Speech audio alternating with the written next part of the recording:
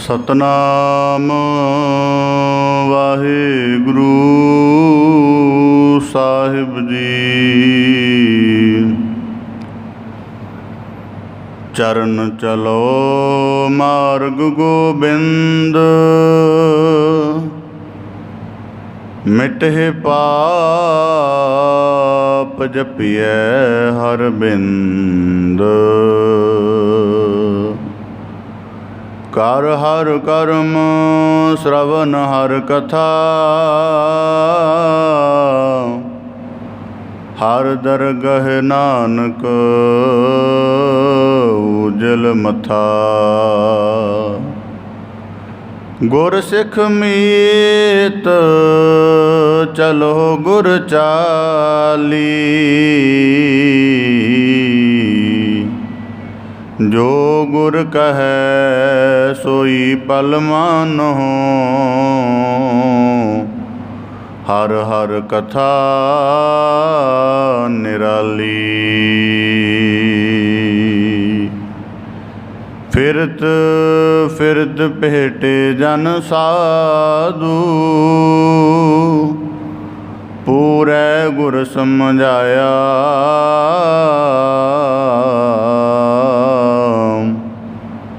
आन सगल बिद काम न आवे, हर हर नाम ध्याया।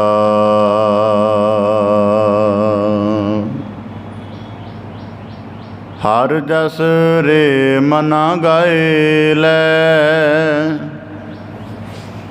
जो संगी है तेरो।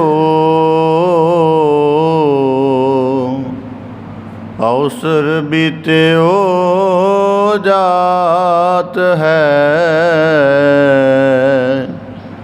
कहो मान ले मेरो।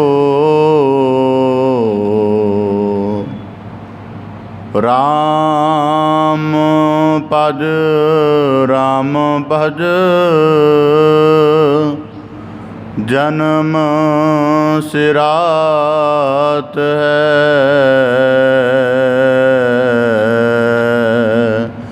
कहो कहा बार बार, समझत नह को गवार। बिन सत नह लगे बार, ओरे समगात है। बेसुमार अथाह अगनत तोले, जो बुलावो त्यो नानक दास बोले। जेता जियो पिंड सब तेरा, तू अंतर जामी पुरख भगवान। दासन दास कहे जन नानक, जेहा तू कराए तेहा हो करी वख्यान। सतनाम वाहिगुरु साहिब जी। सर्ब दोख परम त्यागी, सर्ब धर्म दृढ़ंतणः। सर्ब दोख परम त्यागी, सर्ब धर्म दृढ़ंतणः। लबधेन साध संगेण, नानक मस्तक लिख्यणः। लबधेन साध संगेण, नानक मस्तक लिख्यणः। ਵਾਹਿਗੁਰੂ ਜੀ ਕਾ ਖਾਲਸਾ ਵਾਹਿਗੁਰੂ ਜੀ ਕੀ ਫਤਿਹ। ਧੰਨ ਧੰਨ ਸਤਿਗੁਰੂ ਗੁਰੂ ਗਰੀਬ ਨਿਵਾਜ ਪਤਿਤ ਪਾਵਨ ਭਗਤ ਵਸ਼ਲ ਕਿਰਪਾ ਨਿਧ ਦਇਆ ਨਿਧ ਕਰੁਣਾ ਨਿਧ ਮਹਿਮਾ ਨਿਧ ਗੁਣ ਨਿਧ ਸਤਿਗੁਰੂ ਸ੍ਰੀ ਗੁਰੂ ਗ੍ਰੰਥ ਸਾਹਿਬ ਜੀ ਦੀਨ ਦਇਆਲ ਪਾਤਸ਼ਾਹ, ਤਿਨਾਂ ਦੀ ਅਪਾਰ ਮਿਹਰਾਮਤ ਹੈ, ਅਥਾਹ ਬਖਸ਼ਿਸ਼ ਹੈ, ਅਪਾਰ ਤਰਸ ਹੈ, ਜੋ ਸਤਿਗੁਰੂ ਸਾਹਿਬ ਜੀ ਨੇ ਸਾਨੂੰ ਸਭ ਨੂੰ ਸਤਸੰਗਤ ਰੂਪ ਵਿੱਚ ਆਪਣੀ ਪਾਵਨ ਪਵਿੱਤਰ ਹਜ਼ੂਰੀ ਦੇ ਵਿੱਚ ਜੁੜ ਬੈਠਣ ਦਾ, ਅੰਮ੍ਰਿਤਮਈ ਬਾਣੀ ਦੇ ਕਥਾ ਕੀਰਤਨ ਦੇ ਅਭਿਆਸ ਨਾਲ ਆਪਣੇ ਜੀਵਨ ਨੂੰ, ਆਪਣੇ ਅੰਤਰ ਜੀਵਨ ਨੂੰ ਸਾਧਣ ਦਾ ਅਵਸਰ ਬਖਸ਼ਿਸ਼ ਕਰਕੇ ਨਵਾਜ਼ਿਸ਼ ਕੀਤੀ ਹੈ ਜੀ। ਬੜੇ ਸੁਭਾਗਸ਼ਾਲੀ ਹਾਂ ਜੋ ਸਤਿਗੁਰੂ ਸਾਹਿਬ ਜੀ ਦੀ ਹਜ਼ੂਰੀ ਵਿੱਚ ਬੈਠ ਕੇ ਆਪਣੇ ਜੀਵਨ ਦੀ ਸਭ ਤੋਂ ਅਮੋਲਕ ਅਤੇ ਭਰਪੂਰ ਅਰਥ ਦੇਣ ਵਾਲੀ ਸਾਧਨਾ ਕਰਨ ਦਾ ਯਤਨ ਕਰ ਰਹੇ ਹਾਂ। ਸਤਿਗੁਰੂ ਸਾਹਿਬ ਜੀ ਬਾਣੀ ਦੇ ਅੰਤਰਗਤ ਬਖਸ਼ਿਸ਼ ਕਰਦੇ ਹਨ, ਹਰ ਜਸ ਰੇ ਮਨਾ ਗਾਏ ਲੈ, ਜੋ ਸੰਗੀ ਹੈ ਤੇਰੋ, ਅਵਸਰ ਬੀਤਿਓ ਜਾਤ ਹੈ, ਕਹਿਓ ਮਾਨ ਲੈ ਮੇਰੋ। ਧੰਨ ਸਤਿਗੁਰੂ ਗੁਰੂ ਤੇਗ ਬਹਾਦਰ ਸਾਹਿਬ ਜੀ ਬਖਸ਼ਿਸ਼ ਕਰਦੇ ਹਨ ਕਿ ਜੀਵਨ ਦੇ ਨਾਲ ਜੋ ਕੁਝ ਉਪਜਦਾ ਹੈ, ਭਾਵ ਕਿ ਜਨਮ ਦੇ ਨਾਲ ਸਰੀਰ ਉਪਜਦਾ ਹੈ ਅਤੇ ਸਮਾਂ ਸਰੀਰ ਸਵਾਸਾਂ ਦੀ ਅਉਧ ਪਾ ਕੇ ਅਤੇ ਪੰਜਾਂ ਤੱਤਾਂ ਦੇ ਜਲਾਉ ਨੂੰ ਹੰਡਾਉਂਦਿਆਂ ਹੋਇਆਂ ਬਚਪਨ, ਜਵਾਨੀ ਅਤੇ ਬੁਢਾਪੇ ਦੀ ਅਵਸਥਾ ਨੂੰ ਹੰਡਾਉਂਦਾ ਹੈ।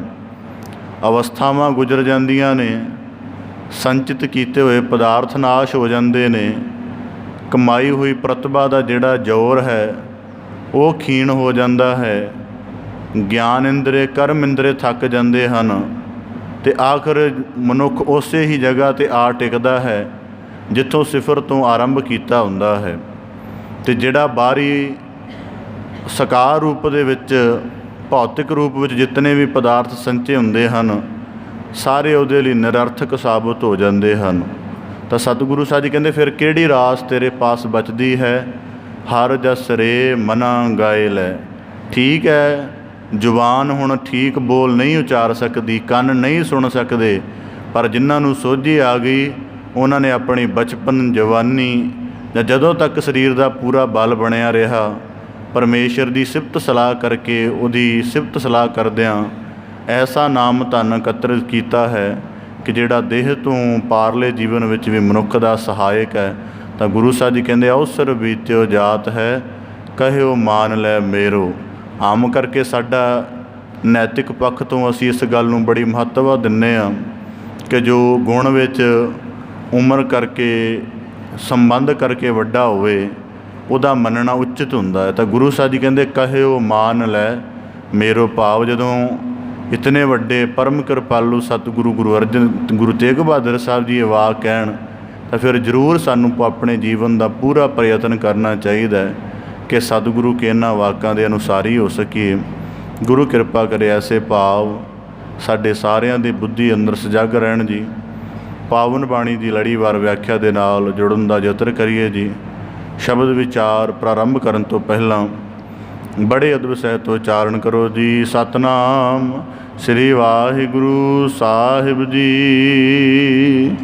ਸਰਬ ਦੋਖ ਪਰੰ ਤਿਆਗੀ, ਸਰਬ ਧਰਮ ਦ੍ਰਿੜੰਤਣః। ਧੰਨ ਸਤਿਗੁਰੂ ਗੁਰੂ ਅਰਜਨ ਦੇਵ ਸਾਹਿਬ ਜੀ, ਤਿਨਾਂ ਦੀ ਪਾਵਨ ਰਸਨਾ ਤੋਂ ਉਚਾਰਨ ਬਾਣੀ, ਸ਼ਲੋਕ ਸੈਸਕ ਮਹੱਲਾ ਪੰਜਵਾਂ ਗਾਥਾ ਦੇ ਸ਼ਲੋਕਾਂ ਦੀ ਆਪ ਜੀ ਲੜੀਵਾਰ ਵਿਆਖਿਆ ਸ਼ਰਵਣ ਕਰਨ ਦਾ ਯਤਨ ਕਰਦਿਆਂ ਹੋਇਆਂ ਗੁਰੂ ਕੀ ਸ਼ਬਦ ਰੂਪ ਮਿਹਰਾਮਤ ਦੇ ਪਾਤਰ ਬਣ ਰਹੇ ਹੋ। ਲੜੀਵਾਰ ਬਾਣੀ ਵਿਆਖਿਆ ਦੇ ਅੰਤਰਗਤ ਪਿਛਲੇ ਸ਼ਲੋਕਾਂ ਦੇ ਵਿੱਚ ਗੁਰੂ ਸਾਹਿਬ ਜੀ ਨੇ ਬਖਸ਼ਿਸ਼ ਕੀਤੀ ਸੀ ਕਿ ਮਨੁੱਖ ਦੇ ਪਾਸ ਬੋਲ ਦੀ ਤਾਕਤ ਹੈ, ਪਰ ਬੋਲਿਆ ਕਹਿਆ ਉਹੀ ਜਾਣਾ ਚਾਹੀਦਾ ਹੈ ਜਿਹੜਾ ਜੀਵਨ ਦੇ ਵਿੱਚ ਆਨੰਦ ਪੈਦਾ ਕਰੇ ਤੇ ਪ੍ਰਭੂ ਦੀ ਕੀਰਤੀ ਕਰਦਿਆਂ ਹੋਇਆਂ ਮਨੁੱਖ ਦੇ ਜੀਵਨ ਦੇ ਵਿੱਚ ਭਗਤੀ ਦੀ ਰਾਸ ਕਮਾਉਣ ਦੇ ਲਈ ਸਹਾਇਕ ਹੋਵੇ।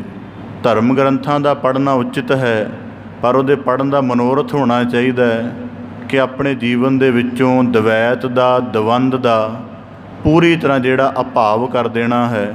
ਤਾਂ ਇਸ ਪ੍ਰਕਾਰ ਗੁਰੂ ਸਾਹਿਬ ਜੀ ਕਹਿੰਦੇ ਸਿਮਰਨ ਗੋਬਿੰਦ ਨਾਮੰ, ਅਤੇ ਉੱਤਮ ਜੀਵਨ ਹੈ ਕਿ ਸਿਮਰਨ ਦੀ ਰਾਸ ਸਾਡੇ ਪੱਲੇ ਹੋਵੇ।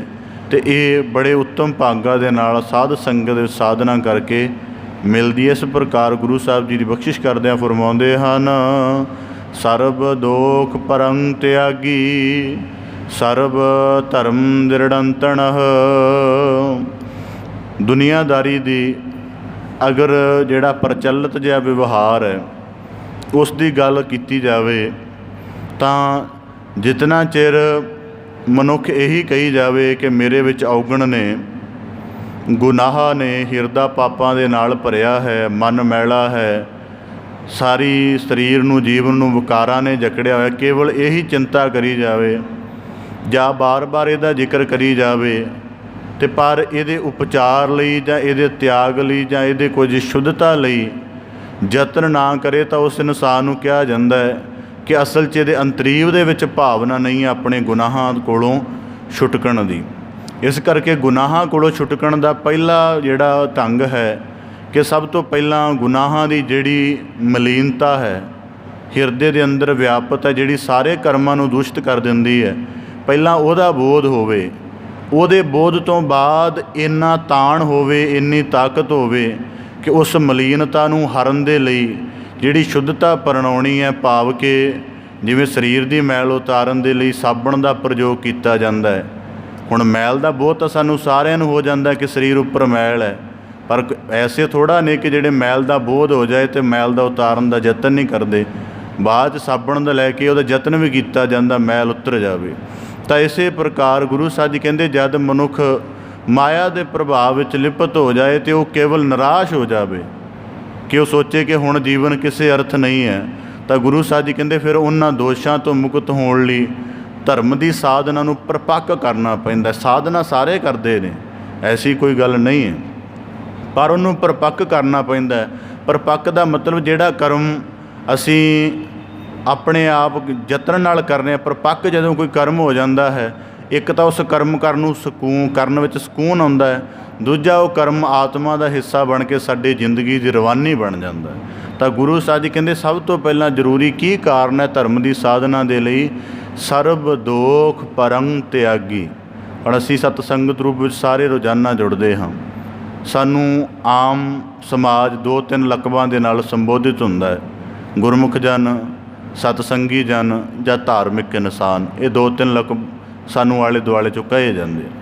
ਹੁਣ ਜੇ ਇਹ ਤਿੰਨਾਂ ਲਫ਼ਜ਼ਾਂ ਨੂੰ ਜਿਹੜੇ ਮਰਜ਼ੀ ਨੁਕਤੇ ਤੋਂ ਵਿਚਾਰ ਲਈਏ ਤਾਂ ਇਹਦਾ ਭਾਵ ਹੈ ਕਿ ਜਦੋਂ ਕਿਸੇ ਨੇ ਸਾਨੂੰ ਧਰਮੀ ਪੁਰਸ਼ ਕਿਹਾ ਹੈ ਤਾਂ ਜਿਹੜੇ ਧਰਮ ਦੇ ਲੱਖਣ ਨੇ ਉਹਨਾਂ ਦਾ ਸਾਡੇ ਜੀਵਨ 'ਚ ਅਭਿਆਸ ਹੋਣਾ ਚਾਹੀਦਾ। ਜੇ ਉਹਨਾਂ ਦਾ ਅਭਿਆਸ ਹੋਏਗਾ ਤਾਂ ਵਿਕਾਰਾਂ ਤੋਂ ਛੁਟਕਿਆ ਜਾਏਗਾ। ਹੁਣ ਸਭ ਤੋਂ ਪਹਿਲਾਂ ਕਾਮ ਦਾ ਪ੍ਰਭਾਵ ਬੰਦੇ ਦੇ ਮਨ, ਚਿੱਤ, ਅਵਸਰ ਉੱਪਰ ਜੇ ਮੰਨ ਲਓ ਬਣਦਾ ਹੈ ਤਾਂ ਕਾਮ ਦੀ ਭਾਵਨਾ ਕਿੰਨਿਆਂ ਕਰਕੇ ਉਹਨੂੰ ਪ੍ਰਭਾਵਿਤ ਕਰਦੀ ਹੈ ਕਿ ਉਹ ਜਿੰਨਾ ਦੇਖੇਗਾ ਕਾਮ ਦੀ ਵਾਸਨਾ ਦੇ ਤਹਿਤ ਸਾਰਾ ਹੀ ਮਲੀਨ ਦੇਖੇਗਾ, ਅਤੇ ਉਹ ਕਿੰਨੀ ਮਲੀਨਤਾ ਅੰਦਰ ਜਾ ਰਹੀ।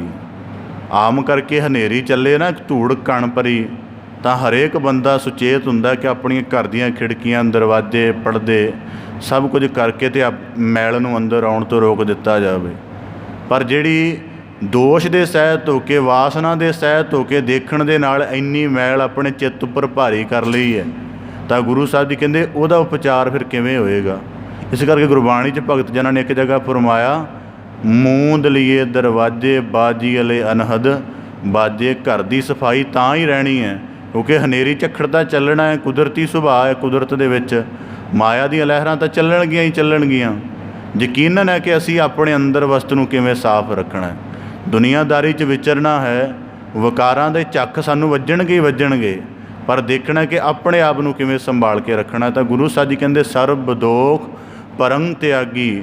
ਵਾਸਨਾ, ਕਾਮ ਦੀ ਵਾਸਨਾ ਕਰਕੇ ਨੇਤਰ ਮਲੀਨ ਹੁੰਦੇ ਨੇ, ਫਿਰ ਇਕੱਲੀ ਵਾਸਨਾ ਇਹਦੇ ਨਾਲ ਹੀ ਰੱਜਦੀ, ਫਿਰ ਦੇਖਣ ਚਾਹੁੰਦਾ, ਫਿਰ ਇਹ ਵਾਸਨਾ ਸਾਰੇ ਸਰੀਰ ਨੂੰ ਲਿਪਤ ਕਰਦੀ ਹੈ। ਫਿਰ ਕੰਨ ਵੀ ਉਹੋ ਜਿਹੇ ਵਾਸਨਾ ਵਾਲੇ ਬੋਲ ਸੁਣਨਾ ਚਾਹੁੰਦੇ ਨੇ, ਫਿਰ ਚਮੜੀ ਦੇ ਸਪਰਸ਼ ਵਿੱਚ ਵੀ ਉਹੋ ਜਿਹੇ ਅਹਿਸਾਸ ਆ ਜਾਂਦੇ ਨੇ। ਫਿਰ ਕਲਪਨਾ ਦੇ ਵਿੱਚ ਵੀ ਉਹੀ ਦਖਲ ਬਣ ਜਾਂਦਾ ਹੈ ਜਿਹਦੇ ਨਾਲ ਬੰਦਾ ਵਿਕਾਰ ਦੇ ਆਲੇ ਦੁਆਲੇ ਭਰਮਦਾ ਰਹਿੰਦਾ ਹੈ। ਤਾਂ ਗੁਰੂ ਸਾਹਿਬ ਜੀ ਕਹਿੰਦੇ ਸਰਬ ਦੋਖ। ਹੁਣ ਸਰਬ ਦੋਖ ਦਾ ਭਾਵ ਹੈ ਦੋਸ਼।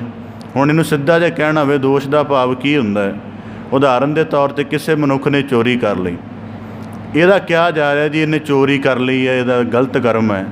ਪਰ ਉਹਦੇ ਸਾਹਮਣੇ ਵਾਚਿਆ ਜਾਵੇ ਕਿ ਜਦੋਂ ਇਹਦੇ ਚੋਰੀ ਅੰਦਰ ਚੋਰੀ ਦਾ ਖਿਆਲ, ਚੋਰੀ ਦਾ ਕਰਮ ਬਣਿਆ, ਉਹਦੇ ਮਗਰ ਕੁਝ ਨਾ ਕੁਝ ਤਾਂ ਕਾਰਜਸ਼ੀਲ ਸੀ।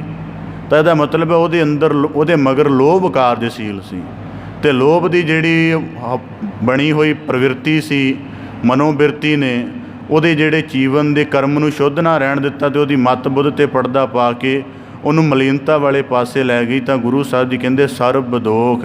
ਇਸ ਕਰਕੇ ਚੋਰੀ ਬਾਅਦ ਦੇ ਵਿੱਚ ਹੈ, ਉਸ ਤੋਂ ਪਹਿਲਾਂ ਜਿਹੜਾ ਕਰਮ ਹੈ, ਭਾਵ ਕਿ ਜਿਹੜਾ ਅੰਦਰ ਹਿਰਦੇ 'ਚ ਲੋਭ ਵਿਆਪਤ ਹੋਇਆ। ਤਾਂ ਗੁਰੂ ਸਾਹਿਬ ਜੀ ਕਹਿੰਦੇ ਇਸ ਪ੍ਰਕਾਰ ਸਰਬ ਦੋਖ ਪਰੰਗ ਤਿਆਗੀ। ਸਭ ਤੋਂ ਪਹਿਲਾਂ ਦੋਸ਼ ਭਾਵ ਲੋਭ ਕਰਕੇ ਹਿਰਦੇ ਅੰਦਰੋਂ ਕੱਢਣੇ ਪੈਂਦੇ ਹਨ। ਉਹਦੇ ਲਈ ਯਤਨ ਕੀ ਹੈ? ਤਾਂ ਗੁਰੂ ਸਾਹਿਬ ਜੀ ਕਹਿੰਦੇ ਸਰਬ ਧਰਮ ਦ੍ਰਿੜੰਤਣਹ, ਕਿ ਕੇਵਲ ਧਰਮ ਦਾ ਸਵੇਰੇ ਉਪਦੇਸ਼ ਸਰਵਣ ਕਰ ਲੈਣਾ ਜਾਂ ਧਰਮ ਦੇ ਉਪਦੇਸ਼ ਤੋਂ ਜਾਣੂ ਹੋਣ ਲੈਣਾ, ਇੰਨਾ ਨਹੀਂ। ਗੁਰੂ ਸਾਹਿਬ ਜੀ ਨੇ ਸ਼ਬਦ ਵਰਤਿਆ ਦ੍ਰਿੜੰਤਣਹ, ਕਿ ਜਿਵੇਂ ਕਈ ਵਾਰੀ ਵਿਦਿਆਰਥੀ ਸਬਕ ਯਾਦ ਕਰਨ ਦੇ ਲਈ ਉਹਨੂੰ ਕਈ ਦਫਾ ਪੜ੍ਹਦਾ ਹੈ ਅਤੇ ਕਈ ਫਿਰ ਬਹੁਤ ਵਾਰੀ ਪੜ੍ਹਨ ਤੋਂ ਬਾਅਦ ਉਹਦੀ ਬੁੱਧੀ ਅੰਦਰ ਜਦੋਂ ਟਿਕ ਜਾਂਦਾ ਹੈ ਅਤੇ ਆਪਣੇ ਆਪ ਉਹ ਉਪਦੇਸ਼ ਸਬਕ ਉਹਦੇ ਤੋਂ ਉਚਰਿਤ ਹੁੰਦਾ ਹੈ। ਤਾਂ ਗੁਰੂ ਸਾਹਿਬ ਜੀ ਕਹਿੰਦੇ ਸਰਬ ਧਰਮ ਦ੍ਰਿੜੰਤਣਹ। ਆਨੰਦ ਸਾਹਿਬ ਦੀ ਬਾਣੀ ਦਾ ਪਾਠ ਰੋਜ਼ਾਨਾ ਕਰਦੇ ਹਾਂ ਤਾਂ ਉਹ ਉਪਦੇਸ਼ ਪੜ੍ਹਨਾ ਪਹਿਲਾ ਕਰਮ ਹੈ। ਉਪਦੇਸ਼ ਨੂੰ ਵਾਚਣਾ ਉਹਦੇ ਸਹਿਤ ਵਾਲਾ ਕਰਮ ਹੈ। ਪਰ ਉਹ ਬਾਅਦ ਜਿਹੜਾ ਸਾਰਾ ਦਿਨ ਉਪਦੇਸ਼ ਨਹੀਂ ਪੜ੍ਹ ਸਕਦੇ, ਸਾਰਾ ਦਿਨ ਉਹਦੀ ਵਾਚਣਾ ਵੀ ਨਹੀਂ ਕਰ ਸਕਦੇ, ਪਰ ਸਾਰਾ ਦਿਨ ਉਹਨੂੰ ਆਪਣੀ ਬੁੱਧ ਦੇ ਨਾਲ ਕਨੈਕਟਡ ਕਰਕੇ ਅਤੇ ਸਾਰਾ ਦਿਨ ਉਹਦੇ ਅਨੁਸਾਰ ਸ਼ੁੱਧ ਵਿਵਹਾਰ ਕੀਤਾ ਜਾ ਸਕਦਾ। ਤਾਂ ਗੁਰੂ ਸਾਹਿਬ ਜੀ ਕਹਿੰਦੇ ਸਰਬ ਧਰਮ ਦ੍ਰਿੜੰਤਣਹ। ਇਸ ਕਰਕੇ ਜੇ ਸਾਰੇ ਦੋਸ਼ਾਂ ਦੇ ਭਾਵ ਤੋਂ ਮੁਕਤ ਹੋਣਾ ਹੈ ਅਤੇ ਧਰਮ ਦੇ ਅਭਿਆਸ ਨੂੰ ਦ੍ਰਿੜ ਕਰਨਾ ਸ਼ੁਰੂ ਕਰ ਦਿਓ। ਜੇ ਅਵਗੁਣਾਂ ਤੋਂ ਛੁੱਟਣਾ ਹੈ ਅਤੇ ਗੁਣਾਂ ਵੱਲ ਦੌੜ ਲਾਉਣੀ ਸ਼ੁਰੂ ਕਰ ਦਿਓ। ਜੇ ਆਪਣੇ ਅੰਦਰ ਦੀ ਮੈਲ ਨੂੰ ਹਰਨਾ ਹੈ ਅਤੇ ਗੁਰੂ ਸ਼ਬਦ ਰੂਪ ਜਿਹੜੀ ਸ਼ੁੱਧਤਾ ਦਾ ਸਾਬਣ ਹੈ ਉਹਨੂੰ ਆਪਣੇ ਮਨ ਬੁੱਧ ਚਿੱਤ ਸੁਰਤ ਉੱਪਰ ਮਲਣਾ ਸ਼ੁਰੂ ਕਰ ਦਿਓ। ਤਾਂ ਕਰਕੇ ਗੁਰੂ ਸਾਹਿਬ ਜੀ ਕਹਿੰਦੇ ਸਰਬ ਧਰਮ ਦ੍ਰਿੜੰਤਣਹ। ਭਾਵ ਕਿ ਹੁਣ ਗੁਰੂ ਸਾਹਿਬ ਜੀ ਸਾਨੂੰ ਗੁਰਬਾਣੀ 'ਚ ਨੁਕਤਾ ਬੜਾ ਕਮਾਲ ਦਾ ਹੈ ਕਿ ਚੀਜ਼ਾਂ ਦੇ ਦਮਨ ਕਰਨ ਦੀ ਬਜਾਏ ਚੀਜ਼ਾਂ ਦਾ ਅਭਾਵ ਸਿਖਾਇਆ ਜਾਂਦਾ ਅਤੇ ਅਭਾਵ ਸਹਿਜ ਰੂਪ 'ਚ ਸਿਖਾਇਆ ਜਾਂਦਾ। ਸਹਿਜ ਰੂਪ ਦਾ ਭਾਵ ਕੀ ਹੈ ਕਿ ਇਸ ਗੱਲ ਦੀ ਮਲੀਨਤਾ ਤੋਂ ਹਟ ਜਾ ਕੇ ਨੇਤਰ ਮਲੀਨ ਦੇਖਦੇ ਨੇ, ਤੂੰ ਉਹੀ ਨੇਤਰਾਂ ਦੀ ਜਿਹੜੀ ਦੇਖਣ ਦੀ ਚੇਸ਼ਟਾ ਹੈ ਉਹਦੇ ਵਿੱਚ ਗੁਰੂ ਕਾ ਦਰਸ਼ਨ ਪਾ ਲੈ। ਤਾਂ ਕਰਕੇ ਗੁਰਬਾਣੀ 'ਚ ਸੰਸਾਰ ਵਿਖਿਆ ਰਸ ਦੇਖਦਾ ਰੱਜਦਾ ਨਹੀਂ ਹੈ ਅਤੇ ਗੁਰਮੁਖ ਦਰਸ਼ਨ ਦੇ ਉੱਪਰ ਕੇਂਦਰਿਤ ਹੋ ਜਾਂਦਾ ਅਤੇ ਕਹਿੰਦਾ ਦਰਸ਼ਨ ਦੇਖ ਜੀਵਾ ਗੁਰ ਤੇਰਾ। ਭਾਵ ਕਿ ਸਤਿਗੁਰੂ ਤੇਰੇ ਇਹਨਾਂ ਨੇਤਰਾਂ ਦੇ ਨਾਲ ਦਰਸ਼ਨ ਕਰਨੇ ਵੀ ਮੇਰੇ ਅੰਦਰ ਪਵਿੱਤਰਤਾ ਦੀ ਜਿਹੜੀ ਰਹਿਮਤ ਆ ਉਹਨੂੰ ਵਰਸਾਉਂਦੇ ਹਨ। ਤਾਂ ਇਸੇ ਪ੍ਰਕਾਰ ਉਹੀ ਸ਼ਰਵਣ ਜਿਹੜੇ ਵਿਖਿਆ ਰਹਿ ਸਹਿਤ ਵਾਸਨਾ ਦੇ ਬੋਲ ਕੂੜ ਬੋਲ ਸ਼ਰਵਣ ਕਰਨਾ ਚਾਹੁੰਦੇ ਨੇ, ਉਹਨਾਂ ਦੀ ਭਾਵਨਾ ਨੂੰ ਪ੍ਰਵਿਰਤ ਕਰ ਲੈ ਅਤੇ ਸਮਝ ਲੈ ਕਿ ਮੈਂ ਆਪਣੇ ਕੰਨਾਂ ਨੂੰ ਗੁਰ ਸ਼ਬਦ ਦਾ ਆਹਾਰ ਦੇਣਾ ਹੈ। ਇਸ ਕਰਕੇ ਗੁਰਬਾਣੀ 'ਚ ਇੱਕ ਅਰਦਾਸ ਇਹ ਵੀ ਆਉਂਦੀ ਹੈ, ਕੋਟ ਕਰਨ ਦੀਜੇ ਪ੍ਰਭ ਪ੍ਰੀਤਮ ਹਰ ਗੁਣ ਸੁਣੀਏ ਅਵਿਨਾਸੀ ਰਾਮ। ਕਿ ਇਹਦੀ ਭਾਵਨਾ ਨੂੰ ਸ਼ੁੱਧ ਕਰਨਾ ਹੈ, ਬਾਹਰੀ ਕਰਮ ਥੋੜ੍ਹਾ ਸ਼ੁੱਧ ਕਰਨਾ ਹੈ। ਜਿਹੜੀ ਜਿੱਥੋਂ ਅੰਦਰੋਂ ਕਰਮ ਸਫੁਰ ਹੋ ਰਿਹਾ ਹੈ ਉੱਥੇ ਗੁਰੂ ਸ਼ਬਦ ਦੇ ਵਾਸ ਨੂੰ ਦ੍ਰਿੜੰਤ ਕਰ ਲੈਣਾ ਹੈ। ਤਾਂ ਗੁਰੂ ਸਾਹਿਬ ਜੀ ਕਹਿੰਦੇ ਫਿਰ ਜਦੋਂ ਇਹਦੇ ਭਾਵ ਸਹਿਤ ਅਤੇ ਫਿਰ ਇਹਦੇ ਲਈ ਦੋ ਚੀਜ਼ਾਂ ਹੀ ਸਹਾਇਕ ਨੇ, ਅਭਿਆਸ ਜਪ ਅਭਿਆਸ ਅਤੇ ਸੇਵਾ। ਸੇਵਾ ਦੇ ਵਿੱਚ ਕਾਇਆ ਦੀ ਜਿਹੜੀ ਐਨਰਜੀ ਹੈ ਉਹ ਸਾਰੀ ਸ਼ੁੱਧ ਹੋ ਕੇ ਅਤੇ ਉਹਦਾ ਚਾਅ ਬਣਦਾ ਅਤੇ ਉਹ ਸਿਮਰਨ ਵੱਲ ਪ੍ਰਵਿਰਤ ਹੁੰਦੀ ਹੈ ਅਤੇ ਸਿਮਰਨ ਦੀ ਜਿਹੜੀ ਸਾਰੀ ਬਲ ਹੈ ਉਹ ਸੇਵਾ ਨੂੰ ਹਉਂ ਤੋਂ ਰਹਿਤ ਕਰਦਾ। ਤਾਂ ਗੁਰੂ ਸਾਹਿਬ ਜੀ ਕਹਿੰਦੇ ਸਰਬ ਧਰਮ ਦ੍ਰਿੜੰਤਣਹ। ਅਤੇ ਜੇ ਸਾਰੇ ਦੋਸ਼ਾਂ ਤੋਂ ਮੁਕਤੀ ਚਾਹੁੰਦੇ ਹੋ ਤਾਂ ਸਾਰੇ ਦੋਸ਼ਾਂ ਦਾ ਭਾਵ ਕਿ ਜਿਹੜੇ ਪੰਜਾਂ ਵਿਕਾਰਾਂ ਸਹਿਤ ਬਣਨ ਵਾਲੀ ਮਲੀਨਤਾ ਇਹਦੇ ਸਾਰੀ ਮੈਲ ਤੋਂ ਮੁਕਤੀ ਚਾਹੁੰਦੇ ਤਾਂ ਸਰਬ ਧਰਮ ਦ੍ਰਿੜੰਤਣਹ। ਅਤੇ ਧਰਮ ਦੇ ਸਾਰੇ ਲੱਖਣਾਂ ਦਾ ਅਭਿਆਸ ਦ੍ਰਿੜ ਰੂਪ ਦੇ ਵਿੱਚ ਕਰਨਾ ਪਏਗਾ। ਜਿਵੇਂ ਸਾਡੀ ਜੀਵਨ ਦੀ ਕਿਰਿਆ ਤਾਂ ਹੀ ਬਣੀ ਰਹਿ ਸਕਦੀ ਜੇ ਲਗਾਤਾਰ ਭੋਜਨ ਪਾਣੀ ਲੈਂਦੇ ਰਹੀਏ।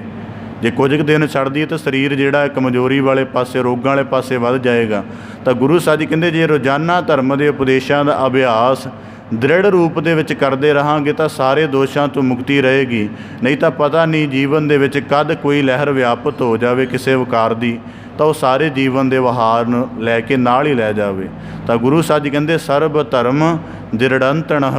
ਅਤੇ ਦ੍ਰਿੜੰਤ ਕਰਨ ਦਾ ਭਾਵ ਹੈ ਕਿ ਬਾਰ-ਬਾਰ ਗੁਰੂ ਉਪਦੇਸ਼ ਨੂੰ ਵਾਚ ਕੇ ਉਹਦੇ ਸਹਿਤ ਕੀਤਾ ਜਾਵੇ। ਤਾਂ ਹੁਣ ਗੁਰੂ ਸਾਹਿਬ ਜੀ ਨੇ ਇਹ ਸਾਨੂੰ ਕੋਈ ਖੁਸ਼ਕ ਜੀ ਸਾਧਨਾ ਨਹੀਂ ਦੱਸੀ ਹੋਈ ਕਿ ਦ੍ਰਿੜੰਤ ਕਰਨਾ ਕੋਈ ਖੁਸ਼ਕ ਜੀ ਸਾਧਨਾ। ਦ੍ਰਿੜੰਤ ਦਾ ਭਾਵ ਇਹ ਹੈ ਕਿ ਤੂੰ ਸਮਝ ਲੈ ਕਿ ਜਿਵੇਂ ਆਪਣੇ ਆਪ ਦੀ ਘਾੜਤ ਗੁਰੂ ਸ਼ਬਦ ਦੇ ਅਭਿਆਸ ਨਾਲ ਆਪ ਕਰਨੀ ਹੈ। ਮਨ ਦੇ ਵਿੱਚ ਵਿਕਾਰ ਦਾ ਖਿਆਲ ਵਿਆਪਤ ਹੋ ਰਿਹਾ ਹੈ ਅਤੇ ਉਸ ਵਿਕਾਰ ਦੇ ਸਨਮੁਖ ਗੁਰੂ ਸ਼ਬਦ ਦੀ ਧੁਨ ਨੂੰ ਉਚਾਰਨਾ ਸ਼ੁਰੂ ਕਰ ਦੇ। ਗੁਰਬਾਣੀ 'ਚ ਇੱਕ ਜਗ੍ਹਾ ਵਾਕ ਆਉਂਦੇ ਹਨ, ਕਾਮ ਕ੍ਰੋਧ ਲੋਭ ਝੂਠ ਨਿੰਦਾ ਇਨ ਤੇ ਆਪ ਛਡਾਵੋ, ਇਹ ਭੀਤਰ ਤਿੰਨ ਕੋ ਡਾਰੋ ਆਪਨ ਨਿਕਟ ਬੁਲਾਵੋ। ਕਿ ਤੂੰ ਵਿਕਾਰ ਦੀ ਜਿਹੜੀ ਗ੍ਰਸਤਨਾ ਮਨ ਦੇ ਵਿੱਚ ਚੱਲ ਰਹੀ ਹੈ ਉਹਨੂੰ ਡਰਨ ਜਾਂ ਘਬਰਾਉਣ ਜਾਂ ਉਹਦੇ ਵਿੱਚ ਗਹਿਰਾ ਜਾਣ ਦੀ ਬਜਾਏ ਤੂੰ ਆਪਣੀ ਰਸਨਾ 'ਤੇ ਗੁਰ ਸ਼ਬਦ ਦਾ ਧਿਆਨ ਕਰਨਾ ਸ਼ੁਰੂ ਕਰ ਦੇ ਅਤੇ ਗੁਰ ਸ਼ਬਦ ਤੇਰੇ ਜੀਵਨ 'ਚੋਂ ਬਲ ਪੈਦਾ ਕਰੇਗਾ ਕਿ ਸਹਿਜੇ ਹੀ ਤੇਰਾ ਮਨ ਉਸ ਵਿਕਾਰ ਦੇ ਖਿਆਲ ਭਾਵ ਵੱਲੋਂ ਹਟ ਜਾਏਗਾ। ਤਾਂ ਗੁਰੂ ਸਾਹਿਬ ਜੀ ਕਹਿੰਦੇ ਸਰਬ ਧਰਮ ਦ੍ਰਿੜੰਤਣਹ। ਜਿਵੇਂ ਸਕੂਲੀ ਵਿੱਦਿਆ ਸਿਸਟਮ ਚੱਲਦਾ, ਬੱਚੇ ਭਾਵੇਂ ਘਰੋਂ ਪੜ੍ਹ ਕੇ ਵੀ ਸਬਕ ਯਾਦ ਕਰਕੇ ਵੀ ਆਏ ਹੁੰਦੇ ਸਨ, ਅਤੇ ਜਦ ਪਤਾ ਅਧਿਆਪਕ ਦਾਖਲ ਹੋ ਰਿਹਾ ਕਲਾਸਰੂਮ ਦੇ ਵਿੱਚ ਦੁਬਾਰਾ ਸਬਕ 'ਤੇ ਨਜ਼ਰ ਮਾਰਨੀ ਸ਼ੁਰੂ ਕਰ ਦਿੰਦੇ ਸਨ ਕਿ ਕਿਤੇ ਭੁੱਲ ਨਾ ਜਾਵੇ। ਤਾਂ ਇਸੇ ਪ੍ਰਕਾਰ ਜਦੋਂ ਰੋਜ਼ਾਨਾ ਗੁਰੂ ਦੇ ਸਨਮੁਖ ਰਹਿਣਾ, ਸਤਸੰਗਤ ਦਾ ਇੱਕ ਹਿੱਸਾ ਬਣ ਕੇ ਰਹਿਣਾ ਹੈ, ਤਾਂ ਉਦੋਂ ਇਹਨਾਂ ਕਰਮਾਂ ਨੂੰ ਦ੍ਰਿੜੰਤ ਕਰਦੇ ਰਹਿਣਾ ਚਾਹੀਦਾ ਤਾਂ ਕਿ ਜੀਵਨ ਇੱਕ ਲਗਾਤਾਰ ਅਧਿਆਤਮਿਕ ਵਿਕਾਸ ਵੱਲ ਵਾਧਾ ਰਹੇ। ਲਬਧੇਣ ਸਾਧ ਸੰਗੇਣ ਨਾਨਕ ਮਸਤਕ ਲਿਖਿਆਣ। ਤਾਂ ਗੁਰੂ ਸਾਹਿਬ ਜੀ ਕਹਿੰਦੇ ਲਬਧੇਣ ਲੱਭਦਾ ਹੈ ਕਿਸ ਯਤਨ ਨਾਲ? ਸਾਧ ਸੰਗੇਣ। ਜੇ ਉੱਤਮ ਪੁਰਸ਼ਾਂ ਦੀ, ਜਿਹੜੇ ਗੁਰਮੁਖ ਪੁਰਸ਼ ਹਨ ਜਿਨ੍ਹਾਂ ਮਨ ਬੁੱਧ ਚਿੱਤ ਸੁਰਤ ਦੀ ਸਾਧਨਾ ਕਰਕੇ ਆਪਣੇ ਸਮੁੱਚੇ ਜੀਵਨ ਨੂੰ ਨਿਰਮਲ ਕਰ ਲਿਆ, ਜੇ ਉਹਨਾਂ ਦੀ ਸੰਗਤ ਵਿੱਚ ਉਹਨਾਂ ਦੀ ਸੋਭਤ ਵਿੱਚ ਜੁੜ ਕੇ ਨਾਨਕ ਮਸਤਕ ਲਿਖਿਆਣ ਭਾਵ ਕਿ ਦੁਨੀਆਦਾਰੀ ਦੇ ਵਿੱਚ ਵਿੱਦਿਆ ਦਾ ਸਿਲਸਿਲਾ ਸ਼ੁਰੂ ਹੁੰਦਾ ਹੈ। ਅਤੇ ਜਦੋਂ ਪਹਿਲੀ ਦਫਾ ਬੱਚੇ ਦੀ ਵਿੱਦਿਆ ਸ਼ੁਰੂ ਹੁੰਦੀ ਹੈ, ਨਾ ਲਿਖਣ ਦਾ ਬੋਧ ਹੁੰਦਾ, ਨਾ ਪੜ੍ਹਨ ਦਾ ਬੋਧ ਹੁੰਦਾ, ਨਾ ਉਚਾਰਨ ਦਾ ਬੋਧ ਹੁੰਦਾ। ਬਸ ਉਹਨੂੰ ਕਿਹਾ ਜਾਂਦਾ ਕਿ ਤੂੰ ਇਹਦੇ ਵਿੱਚ ਸ਼ਾਮਲ ਹੋ। ਤਾਂ ਗੁਰੂ ਸਾਹਿਬ ਜੀ ਕਹਿੰਦੇ ਤੂੰ ਸਾਧ ਸੰਗਤ ਦੇ ਵਿੱਚ, ਗੁਰਮੁਖਾਂ ਦੀ ਸੰਗਤ ਦੇ ਵਿੱਚ ਸ਼ਾਮਲ ਹੋ ਅਤੇ ਜਿਹੜੇ ਸਰਬ ਦੋਖਾਂ ਦਾ ਭਾਵ ਜਿਹਦੇ ਗੁਰਬਾਣੀ 'ਚ ਵਾਕ ਆਉਂਦੇ ਹਨ, ਮ੍ਰਿਗ ਮੀਨ ਪ੍ਰਿੰਗ ਪਤੰਗ ਕੁੰਚਰ ਏਕ ਦੋਖ ਵਿਨਾਸ਼ ਪੰਚ ਦੋਖ ਅਸਾਧ ਜਾਮੈ ਤਾਂ ਕੀ ਕੇਤਕ ਆਸ। ਗੁਰੂ ਸਾਹਿਬ ਜੀ ਕਹਿੰਦੇ ਨਿਰਾਸ਼ਾ ਭਾਵ ਤੋਂ ਹਟ ਕੇ ਸਾਧ ਸੰਗਤ ਦੇ ਵਿੱਚ ਪ੍ਰਵਿਰਤ ਹੋਣਾ ਸ਼ੁਰੂ ਹੋ ਤਾਂ ਕੀ ਹੋਵੇਗਾ? ਨਾਨਕ ਮਸਤਕ ਲਿਖਿਆਣਹ। ਅਤੇ ਜਿਹੜੇ ਸ਼ੁਭ ਕਰਮਾਂ ਦੀ ਕਾਰ ਹੈ ਉਹ ਤੇਰੇ ਮਸਤਕ ਦੇ ਵਿੱਚ ਲਿਖੀ ਜਾਵੇਗੀ। ਜਿਹੜੇ ਕਰਮਾਂ ਦਾ ਦੈਵੀਪਨ ਹੈ ਉਹ ਤੇਰੀ ਸੁਰਤ ਅੰਦਰ ਬਣ ਜਾਏਗਾ ਅਤੇ ਤੈਨੂੰ ਖੁਦ ਬਾ ਖੁਦ ਇਹਨਾਂ ਦੇ ਜਿਹੜੇ ਮੈਲ ਵਾਲੇ ਭਾਵ ਨੇ ਵਿਕਾਰਾਂ ਦੇ, ਇਹਨਾਂ ਤੋਂ ਆਪਣੇ ਆਪ ਹੀ ਤੇਰੀ ਦੂਰੀ ਬਣੇਗੀ, ਕਿਉਂਕਿ ਸ਼ੁੱਧਤਾ ਦੇ ਨਾਲ ਪ੍ਰੀਤ ਬਣ ਜਾਏਗੀ। ਜਿਹੜੀ ਅਸਲੀਅਤ ਹੈ ਸੱਤ ਦੇ ਨਾਲ ਪ੍ਰੀਤ ਬਣ ਜਾਏਗੀ, ਕੂੜ ਆਪਣੇ ਆਪ ਛੁੱਟਦਾ ਜਾਏਗਾ। ਤਾਂ ਗੁਰੂ ਸਾਹਿਬ ਜੀ ਕਹਿੰਦੇ ਨਾਨਕ ਮਸਤਕ ਲਿਖਿਆਣਹ। ਜਿਨ੍ਹਾਂ ਦੇ ਮਸਤਕ ਉੱਪਰ ਇਹ ਸ਼ੁੱਧ ਕਾਰ ਲਿਖੀ ਜਾਵੇ ਉਹੀ ਗੁਰ ਸ਼ਬਦ ਨੇ। ਇਸ ਕਰਕੇ ਗੁਰੂ ਸਾਹਿਬ ਜੀ ਨੇ ਬਾਣੀ 'ਚ ਵਾਕ ਆਖੇ ਹਨ ਕਿ ਗਾਵਿਆ ਸੁਣਿਆ ਤਿਨ ਕਾ ਹਰ ਥਾਏ ਪਾਵੈ, ਜਿਨ ਸਤਿਗੁਰ ਕੀ ਆਗਿਆ ਸਤ ਸਤ ਕਰ ਮਾਨੀ। ਕਿ ਸ਼ਬਦ ਦੀ ਵਿਚਾਰ ਕਰਨੀ, ਸ਼ਬਦ ਦਾ ਉਹਦੀ ਸਾਰੀ ਬਹੁਪੱਖੀ ਚਰਚਾ ਕਰਨੀ, ਅਤੇ ਉਸ ਤੋਂ ਵੀ ਉਚੇਰਾ ਹੈ ਜੇ ਸ਼ਬਦ ਦਾ ਅਮਲ ਪੈਦਾ ਹੋ ਜਾਵੇ। ਸੱਚੋ ਹੋ ਰਹਿ ਸਭ ਕੋ ਉੱਪਰ ਸਾਚਾਚਾਰ। ਤਾਂ ਗੁਰੂ ਸਾਹਿਬ ਜੀ ਕਹਿੰਦੇ ਨਾਨਕ ਮਸਤਕ ਲਿਖਿਆਣਹ। ਇਸ ਕਰਕੇ ਸਾਧ ਸੰਗਤ ਦੇ ਵਿੱਚ ਮਸਤਕ ਲਿਖਣ ਦਾ ਭਾਵ ਕੀ ਹੈ ਕਿ ਪਹਿਲਾਂ ਜਿਹੜਾ ਗੁਰਬਾਣੀ ਦਾ ਖਿਆਲ ਹੈ ਉਹ ਬੁੱਧ ਅੰਦਰ ਸ਼ਾਮਲ ਹੁੰਦਾ ਪਰ ਟਿਕਦਾ ਨਹੀਂ। ਪਰ ਰੋਜ਼ਾਨਾ ਅਭਿਆਸ ਕਰਨ ਦੇ ਨਾਲ ਟਿਕਣਾ ਸ਼ੁਰੂ ਹੋ ਜਾਂਦਾ ਹੈ। ਜਦੋਂ ਟਿਕ ਜਾਂਦਾ ਹੈ ਤਾਂ ਫਿਰ ਆਪਣੇ ਆਪ ਜੀਵਨ ਦੇ ਵਿੱਚ ਇਹ ਹਾਲਤ ਵਾਪਰਦੀ ਹੈ ਕਿ ਉਸ ਕਰਮ ਨੂੰ ਕਰਨ ਦਾ ਮਨ ਕਰਦਾ ਹੈ ਅਤੇ ਉਹਦਾ ਤਾਣ ਪੈਦਾ ਹੁੰਦਾ। ਤਾਂ ਕਰਕੇ ਗੁਰੂ ਸਾਹਿਬ ਜੀ ਕਹਿੰਦੇ ਨਾਨਕ ਮਸਤਕ ਲਿਖਿਆਣਹ ਭਾਵ ਕਿ ਜੋ ਸਾਡੀ ਸਿਮਰਤੀ ਦੇ ਵਿੱਚ ਹੋਵੇ ਉਹੀ ਅਸੀਂ ਲੱਭਦੇ ਹਾਂ। ਜਿਵੇਂ ਘਰ ਦੇ ਵਿੱਚ ਕੋਈ ਵਸਤ ਪਈ ਹੈ, ਜਿਹੜੀ ਯਾਦਾਸ਼ਤ ਦੇ ਵਿੱਚ ਹੈ ਉਹੀ ਲੱਭਦੇ, ਜਿਹੜੀ ਯਾਦਾਸ਼ਤ ਦੇ ਵਿੱਚ ਹੈ ਹੀ ਨਹੀਂ ਉਹਨੂੰ ਲੱਭ ਹੀ ਨਹੀਂ ਸਕਦੇ। ਇਸ ਕਰਕੇ ਜਿਹੜੀ ਮਸਤਕ 'ਤੇ ਸ਼ੁਭ ਕਰਮਾਂ ਦਾ ਖਿਆਲ ਲਿਖਿਆ ਹੈ ਉਹੀ ਸ਼ੁਭ ਕਰਮਾਂ ਦਾ ਖਿਆਲ ਫਿਰ ਸ਼ੁਭ ਕਰਮਾਂ ਦਾ ਅਮਲ ਵੀ ਪੈਦਾ ਕਰੇਗਾ। ਹੋਇਓ ਹੈ ਹੋਵੰਤੋ ਹਰਣ ਭਰਣ ਸੰਪੂਰਨ। ਤਾਂ ਅਗਲੇ ਵਿੱਚ ਸ਼ਲੋਕ ਵਿੱਚ ਗੁਰੂ ਸਾਹਿਬ ਜੀ ਬਖਸ਼ਿਸ਼ ਕਰਦੇ ਹਨ, ਅਕਾਲ ਪੁਰਖ ਦੀ ਵਿਆਪਕ ਸदैव ਹਸਤੀ ਬਾਰੇ ਬਖਸ਼ਿਸ਼ ਕਰਦੇ ਹਨ। ਹੋਇਓ ਹੈ ਭਾਵ ਕਿ ਜਦ ਇਹ ਸ੍ਰਿਸ਼ਟੀ ਰਚਨਾ ਦਾ ਕੋਈ ਵੀ ਪਸਾਰ ਨਹੀਂ ਸੀ ਆਰੰਭ ਹੋਇਆ, ਕੋਈ ਵੀ ਰਚਨਾ ਆਕਾਰ ਰੂਪ ਕਰਕੇ ਭੌਤਿਕ ਰੂਪ ਕਰਕੇ ਹੋਂਦ ਵਿੱਚ ਨਹੀਂ ਸੀ ਆਈ, ਤਾਂ ਮਨੁੱਖ ਕਹੇਗਾ ਕਿ ਕੀ ਉਦੋਂ ਵੀ ਸਿਰਜਣਹਾਰ ਮੌਜੂਦ ਸੀ, ਵਿਦਮਾਨ ਸੀ, ਜਾਂ ਉਹਦੇ ਸਰੂਪ ਦਾ ਪ੍ਰਕਾਸ਼ ਸੀ? ਤਾਂ ਗੁਰੂ ਸਾਹਿਬ ਜੀ ਕਹਿੰਦੇ ਹੋਇਓ ਹੈ। ਉਦੋਂ ਵੀ ਸੀ ਜਦੋਂ ਸਮੇਂ ਦੀ ਇਕਾਈ ਮਨੁੱਖ ਦੇ ਮਾਪਣ ਵਾਲੀ ਨਹੀਂ ਆਰੰਭ ਹੋਈ ਸੀ, ਜਦੋਂ ਚੀਜ਼ਾਂ ਦੇ ਪ੍ਰਤੱਖ ਆਕਾਰ ਨਹੀਂ ਸੀ ਬਣਨੇ ਸ਼ੁਰੂ ਹੋਏ, ਉਦੋਂ ਵੀ ਉਹ ਚੇਤਨ ਸੱਤਾ ਪਰਮੇਸ਼ਰ ਅਫੁਰ ਹੁੰਦਿਆਂ ਹੋਇਆਂ, ਸੁੰਨ ਹੁੰਦਿਆਂ ਹੋਇਆਂ ਵੀ ਸੁੰਨ ਦੇ ਅੰਦਰ ਜਿਹੜੀ ਸਫੁਰ ਹੈ, ਜਾਗੀ ਹੋਈ ਚੇਤਨਾ ਪ੍ਰਕਾਸ਼ ਸਰੂਪ ਵਾਲੀ ਉਹਦੇ ਅੰਦਰ ਵਿਦਮਾਨ ਸੀ। ਤਾਂ ਗੁਰੂ ਸਾਹਿਬ ਜੀ ਕਹਿੰਦੇ ਹੋਇਓ ਹੈ ਹੋਵੰਤੋ। ਹੋਇਓ ਭਾਵ ਆਦ ਤੋਂ ਜਿੱਥੋਂ ਆਰੰਭ ਮੰਨਿਆ ਜਾਂਦਾ ਉਹਦੇ ਤੋਂ ਪਹਿਲਾਂ ਵੀ ਸੀ, ਅਤੇ ਆਰੰਭ ਦੇ ਸਮੇਂ 'ਤੇ ਵੀ ਸੀ, ਮੱਧ ਵਿੱਚ ਵੀ ਸੀ, ਅਤੇ ਜਦੋਂ ਤੱਕ ਇਹ ਸਾਰੀ ਕਿਰਿਆ ਦਾ ਲਗਾਤਾਰ ਕਾਰਜਸ਼ੀਲਤਾ ਵਾਲਾ ਪ੍ਰਕਰਣ ਚੱਲਦਾ ਰਹੇਗਾ ਉਹਦੇ ਵਿੱਚ ਵੀ ਉਹ ਪਰਮੇਸ਼ਰ ਦੀ ਆਤਮਿਕ ਸੱਤਾ, ਜੋਤ ਸੱਤਾ ਵਿਆਪਕ ਰਹੇਗੀ। ਤਾਂ ਗੁਰੂ ਸਾਹਿਬ ਜੀ ਕਹਿੰਦੇ ਹਰਣ ਭਰਣ ਸੰਪੂਰਨ। ਜਪਜੀ ਸਾਹਿਬ ਦੇ ਵਿੱਚ ਰੋਜ਼ਾਨਾ ਪੜ੍ਹਦੇ ਹਾਂ ਆਦ ਸੱਚ, ਕਿ ਮਨੁੱਖ ਨੇ ਹੁਣ ਜਿਵੇਂ ਸਾਇੰਸ ਮੰਨਦੀ ਹੈ ਕਿ ਇੰਨੇ ਹਜ਼ਾਰ ਸਾਲ ਪਹਿਲਾਂ ਸ੍ਰਿਸ਼ਟੀ ਦੀ ਗਤੀ ਹੋਣ ਦੇ ਵਿੱਚ ਆਈ, ਤਾਂ ਗੁਰੂ ਸਾਹਿਬ ਜੀ ਬਾਣੀ 'ਚ ਕਹਿੰਦੇ ਅਰਬਦ ਨਰਬਦ ਧੁੰਦੂਕਾਰਾ ਧਰਨ ਨ ਗਗਨਾ ਹੁਕਮ ਨ ਪਾਰਾ ਨਾ ਦਿਨ ਰੈਨ ਨ ਚੰਦ ਨ ਸੂਰਜ ਸੁੰਨ ਸਮਾਦ ਲੰਗਾਏ। ਦਾ ਕਿ ਉਹਦੀ ਰਚਨਾ ਕਦੋਂ ਆਰੰਭ ਹੋਈ, ਉਹਦਾ ਕਿਹੜਾ ਛਿਨ ਸੀ। ਇਸ ਕਰਕੇ ਗੁਰਬਾਣੀ 'ਚ ਵਾਕ ਆਉਂਦਾ ਨਾ ਕਿ ਜੋਗ ਵੱਡੇ ਰਿਸ਼ੀ ਵੀ ਇਸ ਗੱਲ ਨੂੰ ਨਹੀਂ ਜਾਣ ਸਕਦੇ, ਆਪੇ ਜਾਣੈ ਸੋਈ ਆਪ ਹੀ ਜਾਣਦਾ ਇਸ ਉੱਤਮ ਗੱਲ ਨੂੰ। ਤਾਂ ਗੁਰੂ ਸਾਹਿਬ ਜੀ ਕਹਿੰਦੇ ਹੋਏ ਉਹ ਹੈ ਹੋਵੰਤੋ, ਉਹ ਸਦ ਵਿਆਪਕ ਹੈ, ਸਦ ਸਦੀਵ ਹੈ, ਹਰਣ ਭਰਣ ਸੰਪੂਰਨ। ਅਤੇ ਹਰੇਕ ਵਸਤ ਨੂੰ ਸਾਜਦਾ ਅਤੇ ਉਹਦੇ ਸਾਜਣ ਦੇ ਵਿੱਚ ਹੀ ਆਪਣਾ ਹੁਕਮ ਇਸ ਤਰ੍ਹਾਂ ਵਿਆਪਕ ਕਰਦਾ ਹੈ ਕਿ ਜਿੱਥੇ ਉਹ ਰਚਨਾ ਭਰਦੀ ਜਾਂਦੀ ਹੈ ਉੱਥੇ ਆਪਣੇ ਆਪ ਨਾਲ ਉਹ ਖਾਲੀ ਵੀ ਹੁੰਦੀ ਜਾਂਦੀ ਹੈ। ਭਾਵ ਕਿ ਉਹਦਾ ਭਰਨਾ ਵੀ ਜਾਰੀ ਰਹਿੰਦਾ ਹੈ ਅਤੇ ਉਹਦਾ ਸਮਾਪਤ ਹੋਣਾ ਵੀ ਜਾਰੀ ਰਹਿੰਦਾ ਹੈ। ਭਾਵ ਕਿ ਜਿਵੇਂ ਸੂਰਜ ਦਾ ਉਦੈ ਹੁੰਦਾ ਹੈ ਅਤੇ ਸੂਰਜ ਦੇ ਉਦੈ ਹੋਣ ਨਾਲ ਹੀ ਉਹਦੀ ਸਮਾਪਣਾ ਦਾ ਜਿਹੜਾ ਪੱਧਰ ਉਹ ਵੀ ਨਾਲੇ ਚੱਲਦਾ। ਭਾਵ ਕਿ ਜੋ ਸਵੇਰ ਦੇ ਪੱਧਰ ਤੋਂ ਚੱਲ ਕੇ ਦੁਪਹਿਰ ਤੱਕ ਜਾਂਦਾ ਅਤੇ ਉਹਦੇ ਦਿਨ ਦੇ ਪ੍ਰਕਾਸ਼ ਦੀ ਅਵਧ ਘਟ ਰਹੀ ਹੈ। ਜੇ ਮਨੁੱਖੀ ਜੀਵਨ ਦਾ ਆਰੰਭ ਸਵਾਸਾਂ ਨਾਲ ਹੋ ਗਿਆ ਅਤੇ ਸਵਾਸਾਂ ਨਾਲ ਜੀਵਨ ਦੀ ਤੋਰ ਅੱਗੇ ਚੱਲੀ ਵੀ ਜਾ ਰਹੀ ਹੈ, ਪਰ ਉਹਨਾਂ ਸਵਾਸਾਂ ਦੇ ਕਰਕੇ ਜਿਹੜੀ ਜੀਵਨ ਦੀ ਗਤੀ ਹੈ ਉਹ ਮ੍ਰਿਤੂ ਦੇ ਪੜਾਅ ਵੱਲ ਵੀ ਵੱਧਦੀ ਜਾ ਰਹੀ। ਤਾਂ ਗੁਰੂ ਸਾਹਿਬ ਜੀ ਕਹਿੰਦੇ ਹਰਣ ਭਰਣ ਸੰਪੂਰਨ। ਕਿਆ ਕਮਾਲ ਦਾ ਉਹਦਾ ਅਚਰਜ ਕੌਤਕ ਹੈ ਕਿ ਉਹ ਚੀਜ਼ਾਂ ਨੂੰ ਆਪ ਸਾਜ ਕੇ, ਆਪ ਭਰ ਕੇ, ਆਪ ਕਰ ਕਰਕੇ, ਗੁਰਬਾਣੀ 'ਚ ਵਾਕ ਆਉਂਦੇ ਨੇ ਆਪੇ ਕਰ ਕਰ ਵੇਖਦਾ ਆਪੇ ਸਭ ਸੱਚਾ। ਕਿ ਕਦੀ ਉਹਨਾਂ ਵਸਤਾਂ ਨੂੰ ਭਰ ਦਿੰਦਾ ਦੇਹਾਂ ਦੇ ਭਾਂਡਿਆਂ ਨੂੰ, ਕਦੀ ਨਦੀਆਂ ਨਾਲਿਆਂ ਆਪਣੀ ਸਾਰੀ ਰਚਨਾ ਨੂੰ ਹਰਿਆਲੀ ਭਰੀ ਕਰ ਦਿੰਦਾ ਹੈ, ਕਦੀ ਉਹਦੇ ਉੱਪਰ ਹੁਕਮ ਦਾ ਸਿਲਸਿਲਾ ਵਰਤਾ ਕੇ ਅਤੇ ਉਹਨੂੰ ਖਾਲੀ ਕਰ ਦਿੰਦਾ, ਸੁੱਕਿਆਂ ਕਰ ਦਿੰਦਾ। ਤਾਂ ਗੁਰੂ ਸਾਹਿਬ ਜੀ ਕਹਿੰਦੇ ਹਰਣ ਭਰਣ, ਜਦੋਂ ਉਹ ਹਰ ਰਿਹਾ ਉਦੋਂ ਵੀ ਪੂਰਾ ਹੈ, ਮਤਲਬ ਉਹਦੀ ਉਰੋਂ ਵੀ ਪੂਰੀ ਸੱਤਾ ਵਿਆਪਕ ਹੈ, ਨਹੀਂ ਕਿ ਖਾਲੀ ਕਰ ਲੱਗੇ ਉਹਦੀ ਸੱਤਾ ਦਾ ਕੋਈ ਹੋਰ ਰੂਪ ਹੈ। ਸੰਪੂਰਨ। ਅਤੇ ਇਸ ਕਰ ਰਚਨਾ ਦੀ ਪ੍ਰਕਿਰਿਆ ਨੂੰ ਕਿਵੇਂ ਸੱਜਦਾ, ਇਸ ਕਰਕੇ ਗੁਰਬਾਣੀ 'ਚ ਵਾਕ ਆਉਂਦੇ ਨੇ ਪੰਚ ਤੱਤ ਕਰ ਤੁਧ ਸ੍ਰਿਸ਼ਟ, ਪੰਚ ਤੱਤ ਕਰ ਤੁਧ ਸ੍ਰਿਸ਼ਟ ਸਭ ਸਾਜੀ। ਕਿ ਸਾਨੂੰ ਲੱਗਦਾ ਹੈ ਕਿ ਜਨਮ ਮਰਨ ਦਾ, ਉਪਜਣ ਵਿਣਸਣ ਦਾ ਖੇਡ ਚੱਲ ਰਿਹਾ, ਪਰ ਗੁਰੂ ਸਾਹਿਬ ਜੀ ਕਹਿੰਦੇ ਉਹ ਤੱਤਾਂ ਦਾ ਨਿਰਮਾਣ ਉਹਨਾਂ ਦੀ ਖੇਡ ਨੂੰ ਕਦੀ ਜੋੜ ਦਿੰਦਾ, ਕਦੀ ਵੱਖਰਿਆਂ ਕਰ ਦਿੰਦਾ, ਅਤੇ ਇਹਦੇ ਵਿੱਚ ਸਾਰਾ ਖੇਲ ਉਹਨੇ ਰਚਿਆ ਹੋਇਆ। ਤਾਂ ਗੁਰੂ ਸਾਹਿਬ ਜੀ ਕਹਿੰਦੇ ਹਰਣ ਭਰਣ ਸੰਪੂਰਨ। ਭਾਵ ਕਿ ਪਰਮੇਸ਼ਰ ਦੀ ਹਸਤੀ ਦੀ ਵਿਆਪਕਤਾ ਅਤੇ ਉਹਦੀ ਰਚਨਾ, ਉਹਦਾ ਹੁਕਮ ਕਿਵੇਂ ਸ੍ਰਿਸ਼ਟੀ ਵਿੱਚ ਵਿਆਪਕ ਹੁੰਦਾ ਹੈ, ਇਹਦੇ ਬਾਰੇ ਗੁਰੂ ਸਾਹਿਬ ਜੀ ਸਾਨੂੰ ਬਖਸ਼ਿਸ਼ ਕਰ ਰਹੇ ਹਨ। ਸਾਧੂ ਸਤਮ ਜਾਣੋ ਨਾਨਕ ਪ੍ਰੀਤ ਕਾਰਣੰ। ਤਾਂ ਗੁਰੂ ਸਾਹਿਬ ਜੀ ਕਹਿੰਦੇ ਇਹ ਉੱਤਮ ਗੱਲ ਕਿ ਪਰਮੇਸ਼ਰ ਸਦੀਵ ਵਿਆਪਕ ਕਿਵੇਂ ਹੈ।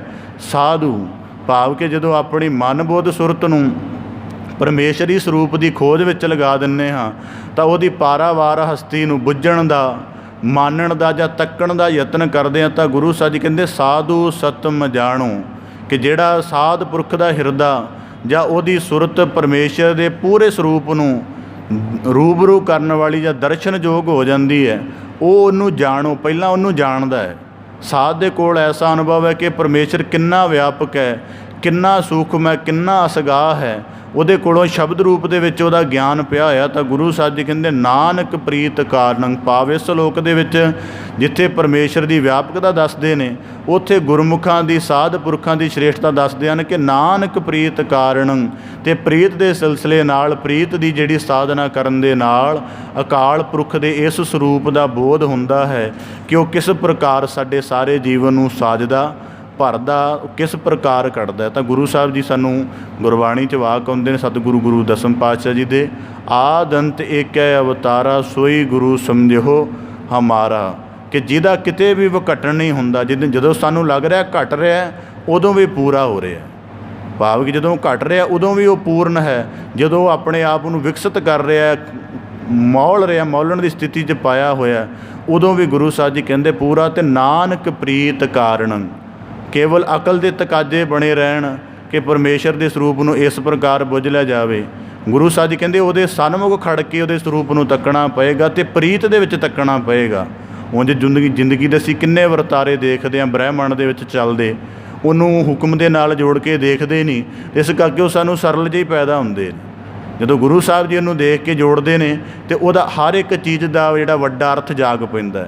ਜਿਵੇਂ ਗੁਰੂ ਬਾਬਾ ਫਰੀਦ ਸਾਹਿਬ ਜੀ ਜਦੋਂ ਜੜ ਕੇ ਦੇਖਦੇ ਨੇ ਤਾਂ ਉਂਝ ਸਾਨੂੰ ਸੁਭਾਵਿਕ ਗਿਆਨ ਹੈ ਸਾਡੀ ਗਿਆਨ ਦੇ ਵਿੱਚ ਕਿ ਕੋਇਲ ਦਾ ਰੰਗ ਕਾਲਾ ਹੁੰਦਾ ਹੈ, ਪਰ ਜਦੋਂ ਬਾਬਾ ਫਰੀਦ ਸਾਹਿਬ ਜੀ ਪ੍ਰੀਤ ਕਾਰਨ ਉਹਦੀ ਸ੍ਰਿਸ਼ਟੀ ਨੂੰ ਤੱਕਦੇ ਨੇ ਤਾਂ ਉਹਦਾ ਵਿਚਲਾ ਭਾਵ ਜਗਦਾ ਹੈ ਕਿ ਕਾਲੀ ਕੋਇਲ ਤੂੰ ਕਿਤ ਗੁਣ ਕਾਲੀ ਆਪਣੇ ਪ੍ਰੀਤਮ ਕਹਿ ਹੋ ਬਿਰਹਿ ਜਾਲੀ। ਕਹਿੰਦੇ ਕੇਵਲ ਉਹ ਰਚਨਾ ਕਰਕੇ ਨਹੀਂ ਕਾਲੀ ਹੋ ਗਈ, ਉਹਦੇ ਅੰਦਰ ਆਪਣੇ ਪ੍ਰੀਤਮ ਦੇ ਬਿਰਹੇ ਦੀ ਕੋਈ ਅਗਨ ਚੱਲਦੀ ਹੈ, ਕੋਈ ਉਹਦੇ ਅੰਦਰ ਸੇਕ ਚੱਲਦਾ ਹੈ, ਜਿਹਦੇ ਕਰਕੇ ਉਹਦਾ ਸਾਰਾ ਰੰਗ ਕਾਲਾ ਹੋ ਗਿਆ। ਤਾਂ ਗੁਰੂ ਸਾਹਿਬ ਜੀ ਕਹਿੰਦੇ ਇਸੇ ਪ੍ਰਕਾਰ ਨਾਨਕ ਪ੍ਰੀਤ ਕਾਰਨ, ਜਦੋਂ ਪ੍ਰੀਤ ਦਾ ਸਿਲਸਿਲਾ ਹਿਰਦੇ ਵਿੱਚ ਪੈਦਾ ਹੁੰਦਾ ਹੈ ਅਤੇ ਫਿਰ ਪਰਮੇਸ਼ਰ ਦੇ ਜਿਹੜੇ ਰਮਜੀ ਵਰਤਾਰੇ ਆਲੇ ਦੁਆਲੇ ਵਿੱਚ ਚੱਲਦੇ ਹਨ ਉਹਨਾਂ ਨੂੰ ਬੁੱਝ ਕੇ ਜਿੰਨੇ ਜ਼ਿਆਦਾ ਗੁਰਸਿੱਖ ਬੁੱਝ ਲੈਂਦਾ ਉਹਨਾਂ ਉਹ ਪਰਮੇਸ਼ਰ ਦੇ ਨਿਕਟ ਹੋ ਜਾਂਦਾ ਅਤੇ ਫਿਰ ਉਹਨੂੰ ਇੱਥੋਂ ਤੱਕ ਉਹਦਾ ਭਾਵ ਚਲਿਆ ਜਾਂਦਾ ਹੈ। ਉਹ ਆਖਦਾ ਵਾਹ ਵਾਹ ਸੱਚੇ ਪਾਤਸ਼ਾਹ ਤੂੰ ਸੱਚੀ ਨਾਈ, ਕਿ ਹੁਣ ਤੇਰੇ ਵਰਤਾਰਿਆਂ ਦਾ ਅੰਤ ਨਹੀਂ ਆ ਰਿਹਾ, ਦਿਨ ਦੇ ਆਰੰਭ ਤੋਂ ਲੈ ਕੇ ਇੰਨਾ ਕੁਝ ਦੇਖ ਰਿਹਾ। ਔਰ ਗੁਰਬਾਣੀ 'ਚ ਦੇਖੋ ਪ੍ਰੀਤ ਕਾਰਣੰ ਦੇ ਵਿੱਚ ਕਿੰਨਾ ਬਾਰੀਕੀ ਤੱਕ ਗੁਰੂ ਸਾਹਿਬ ਜੀ ਸਾਨੂੰ ਲੈ ਗਏ ਨੇ। ਕਹਿੰਦੇ ਅੰਮ੍ਰਿਤ ਵੇਲੇ ਦੀ ਸਾਡੀ ਸਿਰਜਣਾ ਨੂੰ ਪ੍ਰੀਤ ਦੇ ਵਿੱਚ ਜਦੋਂ ਦੇਖਿਆ, ਉਂਝ ਅੰਮ੍ਰਿਤ ਵੇਲੇ ਦਾ ਪ੍ਰਕਿਰਤਕ ਪ੍ਰਭਾਵ ਜੇ ਪ੍ਰੀਤ ਕਾਰਨ ਨਾ ਬੁੱਝੀਏ ਤਾਂ ਉਹ ਸਰਲ ਜਿਹਾ ਲੱਗੇਗਾ। ਤਾਂ ਗੁਰੂ ਸਾਹਿਬ ਜੀ ਕਹਿੰਦੇ ਭਿੰਨੀ ਰੈਣੜੀਏ ਚਮਕਨ ਤਾਰੇ ਜਾਗੇ ਸੰਤ ਜਨਾ ਮੇਰੇ ਰਾਮ ਪਿਆਰੇ। ਪ੍ਰੀਤ ਕਾਰਨ ਹੈ ਅਤੇ ਇਹਨੂੰ ਅੰਮ੍ਰਿਤ ਵੇਲੇ ਦੀ ਕਿਰਿਆ ਵੱਡੀ ਲੱਗਦੀ ਹੈ। ਇਹਨੂੰ ਲੱਗਦਾ ਕਿ ਅਸਲ 'ਚ ਮਾਲਕ ਅੰਮ੍ਰਿਤ ਵੇਲੇ 'ਚ ਆਪ ਢਲ ਰਿਹਾ। ਇਸੇ ਪ੍ਰਕਾਰ ਅੰਮ੍ਰਿਤ ਵੇਲੇ ਦੇ ਵਿੱਚ ਢਲਿਆ ਹੋਇਆ ਪ੍ਰੀਤ ਕਾਰਨ ਗੁਰਸਿੱਖ ਹੈ, ਉਹੀ ਚਿੜੀਆਂ ਦੇ ਸੰਗੀਤ ਨੂੰ ਮਹਿਸੂਸ ਕਰ ਸਕਦਾ ਕਿ ਚਿੜੀ ਚੌਕੀ ਪੋ ਫੁੱਟੀ ਵਗਨ ਬਹੁਤ ਤਰੰਗ। ਤਾਂ ਗੁਰੂ ਸਾਹਿਬ ਜੀ ਕਹਿੰਦੇ ਪ੍ਰੀਤ ਕਾਰਨ, ਜਦੋਂ ਪ੍ਰੀਤ ਦਾ ਸਿਲਸਿਲਾ ਹਿਰਦੇ 'ਚ ਪੈਦਾ ਹੋਵੇ ਤਾਂ ਉਹਦੀ ਹਰੇਕ ਜਿਹੜੀ ਸੂਖਮ ਕਿਰਿਆ ਜਾਂ ਵਿਸ਼ਾਲ ਕਿਰਿਆ ਜਾਂ ਜਿੰਨੀਆਂ ਵੀ ਕਿਰਿਆਵਾਂ ਨੇ ਉਹਦੀਆਂ ਰਮਜ ਰੂਪ ਵਿਸਮਾਦ ਰੂਪ ਉਹ ਸਾਰੀਆਂ ਬੁੱਝਣ ਵਿੱਚ ਆਉਂਦੀਆਂ ਨੇ ਅਤੇ ਉਹਨਾਂ ਦੇ ਬੁੱਝਣ ਦੇ ਨਾਲ ਹੀ ਪਰਮੇਸ਼ਰ ਦੀ ਹਸਤੀ ਦਾ ਵਿਆਪਕ ਹੁੰਦਾ। ਦਸਮ ਪਾਤਸ਼ਾਹ ਦੀ ਅਸੀਂ ਅਕਾਲ ਉਸਤਤ ਬਾਣੀ ਪੜ੍ਹਦੇ ਹਾਂ ਤਾਂ ਗੁਰੂ ਸਾਹਿਬ ਜੀ ਉਹਦੇ ਵਿੱਚ ਅਕਾਲ ਪੁਰਖ ਸਰੂਪ ਦਾ ਜ਼ਿਕਰ ਕਰਦੇ ਹਨ। ਕਤੋਂ ਸੁਚੇਤ ਹੋਏ ਕਾ ਚੇਤਨਾ ਕੁਚਾਰ ਕੀ, ਕਤਹੂੰ ਅਚਿੰਤ ਹੋਏ ਕਾ ਸੋਵਤ ਅਚੇਤ ਹੋ। ਇਸੇ ਪ੍ਰਕਾਰ ਫਿਰ ਗੁਰੂ ਸਾਹਿਬ ਜੀ ਕਹਿੰਦੇ ਕਿਆ ਤੇਰਾ ਪਰਮੇਸ਼ਰ ਰੂਪ ਹੈ, ਕਿਤੇ ਤੂੰ ਰਾਜਾ ਹੋ ਕੇ ਦਾਨ ਦੇ ਰਿਹਾ ਪਰ ਭਿਖਾਰੀ ਰੂਪ ਦੇ ਵਿੱਚ ਲੈ ਕੇ ਤੂੰ ਉੱਥੇ ਦੋਵਾਂ ਕਿਰਿਆਵਾਂ ਨੂੰ ਆਪ ਹੀ ਪੂਰੀਆਂ ਕਰ ਰਿਹਾ ਕਿ ਅਧੂਰਾ ਅਤੇ ਪੂਰਾ ਸਾਧ ਕੇ ਅਤੇ ਉਹਦੇ ਵਿਚਲਾ ਇੱਕ ਸੰਬੰਧ ਬਣਾ ਕੇ ਆਪਣੀ ਸਾਰੀ ਰਚਨਾ ਨੂੰ ਲਗਾਤਾਰ ਚੱਕਰ ਦੇ ਵਿੱਚ ਖੇਡ ਦੇ ਵਿੱਚ ਪਾਇਆ ਹੋਇਆ। ਤਾਂ ਗੁਰੂ ਸਾਹਿਬ ਜੀ ਕਹਿੰਦੇ ਨਾਨਕ ਪ੍ਰੀਤ ਕਾਰਣੰ, ਪਰਮੇਸ਼ਰ ਦੀ ਵਿਆਪਕਤਾ ਵਿਸ਼ਾਲਤਾ ਅਤੇ ਉਹਦੇ ਸੂਖਮ ਸਰੂਪ ਦਾ ਬੋਧ ਸਾਧ ਪੁਰਖਾਂ ਦੀ ਸੰਗਤ ਦੇ ਵਿੱਚ ਜਾਣ ਨਾਲ ਪ੍ਰੀਤ ਦਾ ਅਭਿਆਸ ਕਰਨ ਦੇ ਨਾਲ ਹੁੰਦਾ ਹੈ। ਸੁਖੇਣ ਬੈਣ ਰਤਨੰ ਰਚਨੰ ਕੁਸੁੰਭ ਰੰਗਣ।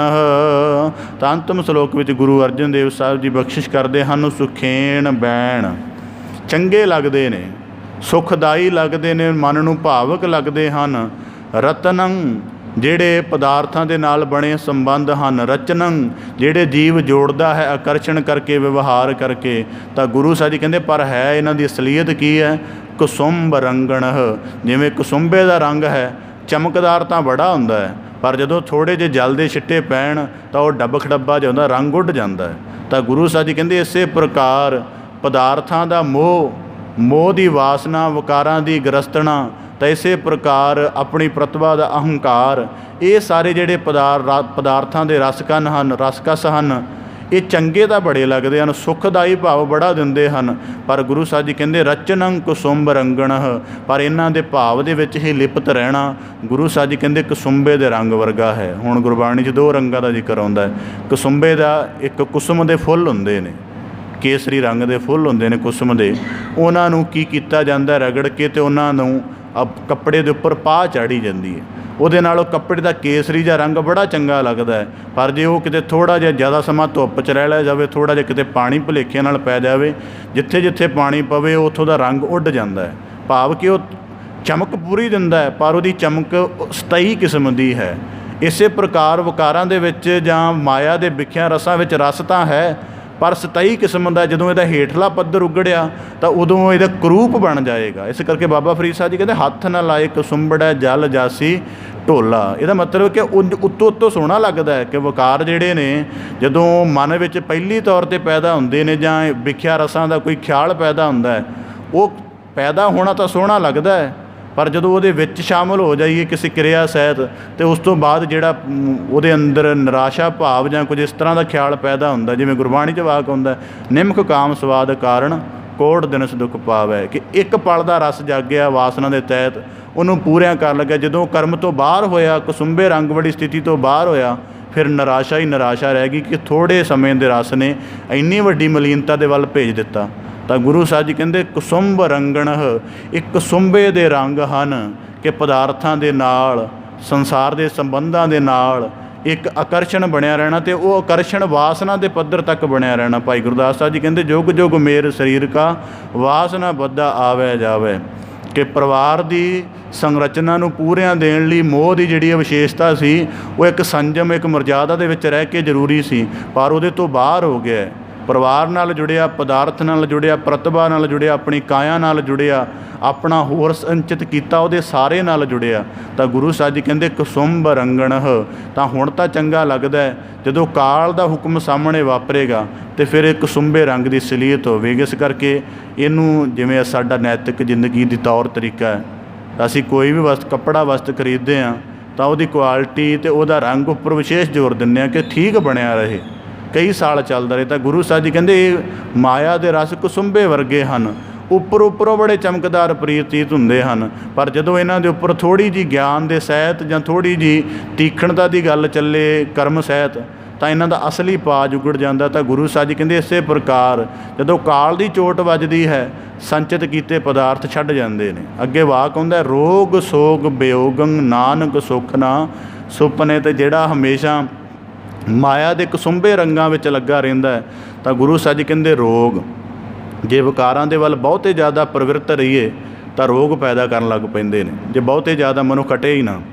ਜੇ ਹਟ ਜਾਵੇ ਵਿੱਚੋਂ ਕਿਤੇ ਮਨ ਨੂੰ ਆਰਾਮ ਹੋ ਜਾਵੇ ਤਾਂ ਫਿਰ ਇਹ ਸੋਗ ਪੈਦਾ ਕਰਦੇ ਨੇ। ਅਤੇ ਗੁਰੂ ਸਾਹਿਬ ਜੀ ਕਹਿੰਦੇ ਰੋਗ ਸੋਗ ਬੇਓਗੰ, ਕਿ ਜਿੱਥੋਂ ਤੱਕ ਮਨਈ ਸੋ ਸੋਗ ਦਾ ਭਾਵ ਕਿ ਕਿਤੇ ਕੀਤਾ ਹੋਇਆ ਕੋਈ ਕਰਮ 20-25 ਸਾਲ ਪਹਿਲਾਂ ਕੋਈ ਬੁਰਾ ਕਰਮ ਕੀਤਾ ਹੈ, ਜੇ ਕਿਤੇ ਉਹ ਬਿਲਕੁਲ ਖੁੱਭ ਕੇ ਕੀਤਾ ਤਾਂ ਗੁਰੂ ਸਾਹਿਬ ਜੀ ਕਹਿੰਦੇ ਕਿਲ ਵਿਖ ਰੂਪ ਹੋ ਕੇ ਚਿੱਤ ਉੱਪਰ ਭਾਰ ਬਣ ਜਾਂਦਾ ਅਤੇ ਮ੍ਰਿਤੂ ਦੇ ਅੰਤਮ ਸਵਾਸ ਤੱਕ ਪੂਰੀ ਤਰ੍ਹਾਂ ਉਹ ਯਾਦ ਰਹਿੰਦਾ। ਤਾਂ ਗੁਰੂ ਸਾਹਿਬ ਜੀ ਕਹਿੰਦੇ ਬੇਓਗੰ, ਬੇਅੰਤ। ਔਰ ਇੱਥੋਂ ਤੱਕ ਨਹੀਂ, ਕਈ ਵਾਰੀ ਉਹੀ ਸਿਮਰਤੀ ਦਾ ਭਾਵ ਸੂਖਸ਼ਮ ਰੂਪ ਹੋ ਕੇ ਅਗਲੇ ਜਨਮ ਵਿੱਚ ਪ੍ਰਵਾਹਿਤ ਹੋ ਜਾਂਦਾ। ਜਦੋਂ ਭਗਤ ਤਰਲੋਚਨ ਜੀ ਆਖਦੇ ਆ ਨਾ ਕਿ ਅੰਤ ਕਾਲ ਨਾਰਾਇਣ ਸਿਮਰੈ, ਤਾਂ ਉਹਦਾ ਭਾਵ ਹੈ ਕਿ ਜਿੰਨੀ ਜ਼ਿਆਦਾ ਸਿਮਰਤੀ ਸ਼ੁੱਧ ਹੋਏਗੀ, ਜਿੰਨੀ ਚੇਤਨ ਸ਼ੁੱਧ ਹੋਏਗੀ, ਅਤੇ ਓਨਾ ਜਿਹੜਾ ਦੇਹ ਦਾ ਜੀਵ ਆਤਮਾ ਦੇ ਪੱਧਰ 'ਤੇ ਬਣਿਆ ਹੋਇਆ ਪ੍ਰਭਾਵ ਹੈ ਉਹ ਘਟਦਾ ਜਾਏਗਾ, ਅਤੇ ਗੁਰਮੁਖ ਆਪਣੀ ਆਤਮਾ ਦੀ ਸ਼ੁੱਧਤਾ ਨੂੰ ਬਰਕਰਾਰ ਰੱਖ ਕੇ ਮੁਕਤ ਹੋ ਸਕੇਗਾ। ਇਸੇ ਕਰਕੇ ਸਤਿਗੁਰੂ ਸਾਹਿਬ ਜੀ ਫਰਮਾਉਂਦੇ ਹਨ, ਹੁਣ ਜਿਵੇਂ ਬਾਣੀ 'ਚ ਵਾਕ ਆਉਂਦੇ ਨੇ ਜੋਤੀ ਜੋਤ ਰਲੀ ਸੰਪੂਰਨ ਥੀਆ ਰਾਮ, ਅਤੇ ਜਦੋਂ ਇਹ ਜੋਤ ਅਕਾਲ ਪੁਰਖ ਤੋਂ ਉਪਜੀ ਹੈ ਸਰੀਰ ਰੂਪ ਦਾ ਆਕਾਰ ਲੈ ਕੇ, ਉਦੋਂ ਤਾਂ ਇਹ ਸ਼ੁੱਧਤਾ, ਉਦੋਂ ਤਾਂ ਪੂਰੀ ਸ਼ੁੱਧ ਹੈ। ਇਹਦੇ ਵਿੱਚ ਕੋਈ ਸੰਸਾਰ ਦੀ ਮਾਇਆ ਦਾ, ਲਿਵ ਧਾਤ ਦਾ, ਵਿਖਿਆ ਰਸਾਂ ਦਾ ਕੋਈ ਦਖਲ ਨਹੀਂ ਹੈ। ਅਤੇ ਉਸ ਸਾਰੇ ਜੋਤ ਸਰੂਪ ਨੂੰ ਕਾਇਆ ਦੇ ਵਿਕਾਰਾਂ ਸਾਧਨਾ ਕਰਕੇ ਮਲੀਨ ਕਰ ਲਿਆ। ਤਾਂ ਗੁਰੂ ਸਾਹਿਬ ਜੀ ਕਹਿੰਦੇ ਵਿਕਾਰਾਂ ਕਰਕੇ ਰੋਗ ਸੋਗ ਬਿਯੋਗੰ ਨਹੀਂ ਮੁੱਕਣ ਵਿੱਚ ਆਉਂਦੇ ਹਨ, ਨਾਨਕ ਸੁੱਖ ਨਾ ਸੁਪਨੇ, ਅਤੇ ਉਹਦਾ ਕਦੀ ਵੀ ਟਿਕਾ ਨਹੀਂ ਬਣ ਸਕਦਾ ਜਿਹੜਾ ਵਿਕਾਰਾਂ ਦੇ ਤਲ 'ਤੇ ਹਰ ਵੇਲੇ ਸੁੰਬੇ ਰੰਗ ਦੇ ਵਿੱਚ ਪ੍ਰਵਿਰਤ ਰਹਿੰਦਾ। ਬਾਬਾ ਫਰੀਦ ਸਾਹਿਬ ਜੀ ਕਿੱਡਾ ਸੁਚੇਤ ਕਰਦੇ ਹਨ, ਉਹ ਆਖਦੇ ਹਨ ਹੱਥ ਨਾ ਲਾਏ, ਕਿ ਹੱਥ ਵੀ ਨਹੀਂ ਲਾਉਣਾ, ਕਿ ਹੱਥ ਲਾਉਣ ਦੇ ਨਾਲ ਵੀ ਤੇਰਾ ਨੁਕਸਾਨ ਹੈ। ਭਾਵ ਕਿ ਜੇ ਤੈਨੂੰ ਲੱਗੇ ਕਿ ਜਿਵੇਂ ਕਈ ਵਾਰੀ ਮਨੁੱਖ ਸੋਚਦਾ ਕਿ ਚਲੋ ਕੋਈ ਨਾ, ਮੈਨੂੰ ਆਪਣੀ ਹਾਲਤ ਦਾ ਪਤਾ ਕਿ ਮੈਂ ਇਹਦੇ ਵਿੱਚ ਸ਼ਾਮਲ ਹੋ ਕੇ ਵੀ ਬਚਿਆ ਰਹਾਂਗਾ, ਤਾਂ ਭਗਤ ਕਬੀਰ ਸਾਹਿਬ ਜੀ ਕਹਿੰਦੇ ਉਹ ਵਿਰਲੇ ਹਨ ਹਾਓ ਬਲਿਹਾਰੀ ਤਿੰਨ ਕੋ ਪੈਸ ਜੋ ਨੀਕ ਸਜਾਏ, ਕਿ ਜਿਹੜਾ ਆਪਣਾ ਦਾਮਨ ਬਚਾ ਕੇ ਤੇ ਚੱਲ ਆਉਂਦੇ ਹਨ, ਪਰ ਬਹੁਤਿਆਂ ਨੂੰ ਇਹ ਠੱਗ ਲੈਂਦੀ। ਤਾਂ ਗੁਰੂ ਸਾਹਿਬ ਜੀ ਕਹਿੰਦੇ ਨਾਨਕ ਸੁੱਖ ਨਾ ਸੁਪਨੇ, ਸੁਪਨੇ ਵਿੱਚ ਵੀ ਇਹਨਾਂ ਵਿਕਾਰਾਂ ਦੇ ਭਾਵ ਸੁੱਖ ਨਹੀਂ ਪੈਦਾ ਹੋਣ ਦਿੰਦੇ, ਭਾਵ ਕਿ ਸਮੁੱਚੇ ਜੀਵਨ ਨੂੰ ਅਸ਼ਾਂਤੀ ਦੇ ਨਾਲ ਭਰ ਦਿੰਦੇ ਹਨ। ਇਸ ਪ੍ਰਕਾਰ ਧੰਨ ਸਤਿਗੁਰੂ ਗੁਰੂ ਅਰਜਨ ਦੇਵ ਸਾਹਿਬ ਜੀ ਅੱਜ ਦੇ 3 ਸ਼ਲੋਕਾਂ ਦੁਆਰਾ ਬਖਸ਼ਿਸ਼ ਕਰਕੇ ਨਿਵਾਜਦੇ ਹਨ ਕਿ ਸਾਰੇ ਦੁੱਖਾਂ ਦਾ ਭਾਵ ਉਦੋਂ ਦੂਰ ਹੋ ਸਕਦਾ ਹੈ ਜਦੋਂ ਧਰਮ ਦੀ ਸਾਧਨਾ ਦ੍ਰਿੜ ਪ੍ਰਪੱਕ ਹੋ ਜਾਵੇ, ਅਤੇ ਦ੍ਰਿੜ ਪ੍ਰਪੱਕ ਸਾਧਨਾ ਕਰਨ ਦੇ ਲਈ ਰੋਜ਼ਾਨਾ ਕੀ ਹਰ ਪਲ ਲਈ ਯਤਨ ਕਰਨਾ। ਗੁਰੂ ਸਬਾਣੀ 'ਚ ਵਾਕ ਆਉਂਦੇ ਨੇ ਦਮ ਦਮ ਸਦਾ ਸੰਭਾਲਦਾ ਦਮ ਨਾ ਬਿਰਥਾ ਜਾਏ, ਜਿਹੜਾ 2 ਮਿੰਟ ਸਾਹ ਰੁਕ ਜਾਏ ਜੀਵਨ ਖਤਮ ਹੋ ਜਾਏਗਾ। ਜਿਵੇਂ ਸਵਾਸ ਲਗਾਤਾਰ ਚੱਲ ਰਹੇ ਨੇ, ਇਵੇਂ ਧਰਮ ਦੇ ਗੁਣਾਂ ਦਾ, ਲੱਖਣਾਂ ਦਾ, ਗੁਰ ਸ਼ਬਦ ਦਾ ਅਭਿਆਸ ਵੀ ਚੱਲਣਾ ਚਾਹੀਦਾ। ਪਰਮੇਸ਼ਰ ਸਦੀਵ ਵਿਆਪਕ ਹੈ, ਉਹਦੀ ਹਸਤੀ ਦੀ ਸੂਝ, ਅਕਾਲ ਪੁਰਖ ਦੇ ਪ੍ਰੀਤਮ ਦੇ ਜਿਹੜੇ ਜਨ ਹਨ, ਸਾਧੂ ਜਨ, ਉਹਨਾਂ ਦੀ ਸੁਹਬਤ ਵਿੱਚ ਜੁੜਨ ਦੇ ਨਾਲ ਉਹਦੀ ਸਮਝ, ਉਹਦਾ ਅਹਿਸਾਸ ਅਤੇ ਉਹਦਾ ਜਿਹੜਾ ਅਵਸਥਾ ਅਨੁਭਵ ਹੈ ਉਹ ਪੈਦਾ ਹੁੰਦਾ ਹੈ। ਅਤੇ ਸ਼ੁਭ ਬਚਨ ਜਿਹੜੇ ਕੁਸੁੰਬੇ ਰੰਗ ਦੇ ਵਿਖਿਆ ਵਿਕਾਰਾਂ ਦੇ ਰਸ ਹਨ। ਗੁਰਬਾਣੀ 'ਚ ਵਾਕ ਆਉਂਦਾ, ਰਾਮ ਰਸ ਪੀਆ ਰੇ ਜੇ ਰਸ ਬਿਸਰ ਗਏ ਰਸ ਔਰ। ਜਦੋਂ ਉੱਤਮਤਾ ਨੂੰ ਗ੍ਰਹਿਣ ਕੀਤਾ ਤਾਂ ਨਿਵਾਣਤਾ, ਗਿਰਾਵਟ ਆਪਣੇ ਆਪ ਛੁੱਟ ਗਈ। ਤਾਂ ਗੁਰੂ ਸਾਹਿਬ ਜੀ ਕਹਿੰਦੇ ਨੇ ਇਸੇ ਪ੍ਰਕਾਰ ਜਿਹੜੇ ਕੁਸੁੰਬੇ ਰੰਗਾਂ ਦੀ ਸਲੀਅਤ ਨੂੰ ਛੱਡ ਕੇ ਅਤੇ ਰਾਮ ਰਸ ਦੇ ਉੱਤਮ ਰਸ ਨੂੰ ਪੀਂਦੇ ਹਨ, ਉਹ ਅਸਲ ਦੇ ਵਿੱਚ ਗੁਰੂ ਕੀ ਕਿਰਪਾ ਦੇ ਪਾਤਰ ਬਣਦੇ ਹਨ ਅਤੇ ਉਹਨਾਂ ਦਾ ਸਾਰਾ ਜੀਵਨ ਆਨੰਦਿਤ ਭਰਿਆ ਹੁੰਦਾ ਹੈ। ਇਸ ਪ੍ਰਕਾਰ ਧੰਨ ਸਤਿਗੁਰੂ ਗੁਰੂ ਅਰਜਨ ਦੇਵ ਸਾਹਿਬ ਜੀ ਨੇ ਕਿਰਪਾ ਕਰਕੇ ਸਾਨੂੰ ਮਹੱਲਾ ਪੰਜਵਾਂ ਗਾਥਾ ਬਾਣੀ ਦੀ ਲੜੀਵਾਰ ਵਿਆਖਿਆ ਦੀ ਬਖਸ਼ਿਸ਼ ਕੀਤੀ ਹੈ। ਪਾਵਨ ਬਾਣੀ ਦੇ 24 ਸਲੋਕਾਂ ਦੇ ਵਿੱਚ ਗੁਰੂ ਸਾਹਿਬ ਜੀ ਨੇ ਬੜੇ ਵਿਸਥਾਰ ਦੇ ਵਿੱਚ ਆਰੰਭ ਸੀ, ਕਰਪੂਰ ਪੁਸ਼ਪ ਸੁਗੰਧਾ, ਕਿ ਮਨੁੱਖ ਤੂੰ ਕਿੰਨਾ ਮਲੀਨ ਹੈ, ਦੁਨੀਆ ਭਰ ਦੇ ਮਹਿੰਗੇ ਇਤਰ ਫੁਲੇਲ ਲਗਾ ਦਈਏ, ਥੋੜ੍ਹੇ ਸਮੇਂ ਬਾਅਦ ਤੇਰੇ ਸਰੀਰ ਨਾਲ ਲੱਗਣ ਕਰਕੇ ਮਲੀਨ ਹੋ ਜਾਂਦੇ ਨੇ।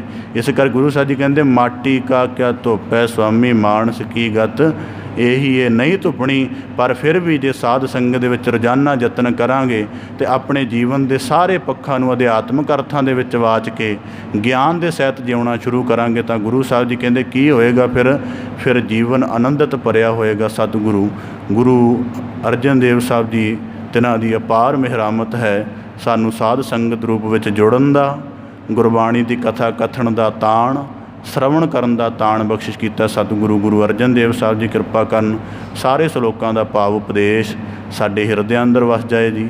ਸਾਡਾ ਸਾਰਿਆਂ ਦਾ ਇੱਥੇ ਆਇਆ ਸਫਲਾ ਹੋਵੇ ਜੀ। ਪਾਵਨ ਸ਼ਬਦ ਵਿਚਾਰ ਦੀ ਆਪ ਜੀ ਦੇ ਨਾਲ ਸਾਂਝ ਪਾਉਂਦਿਆਂ ਹੋਈਆਂ ਬੇਅੰਤ ਭੁੱਲਾਂ ਦੀ ਖਿਮਾ ਜਾਚਨਾ ਜੀ।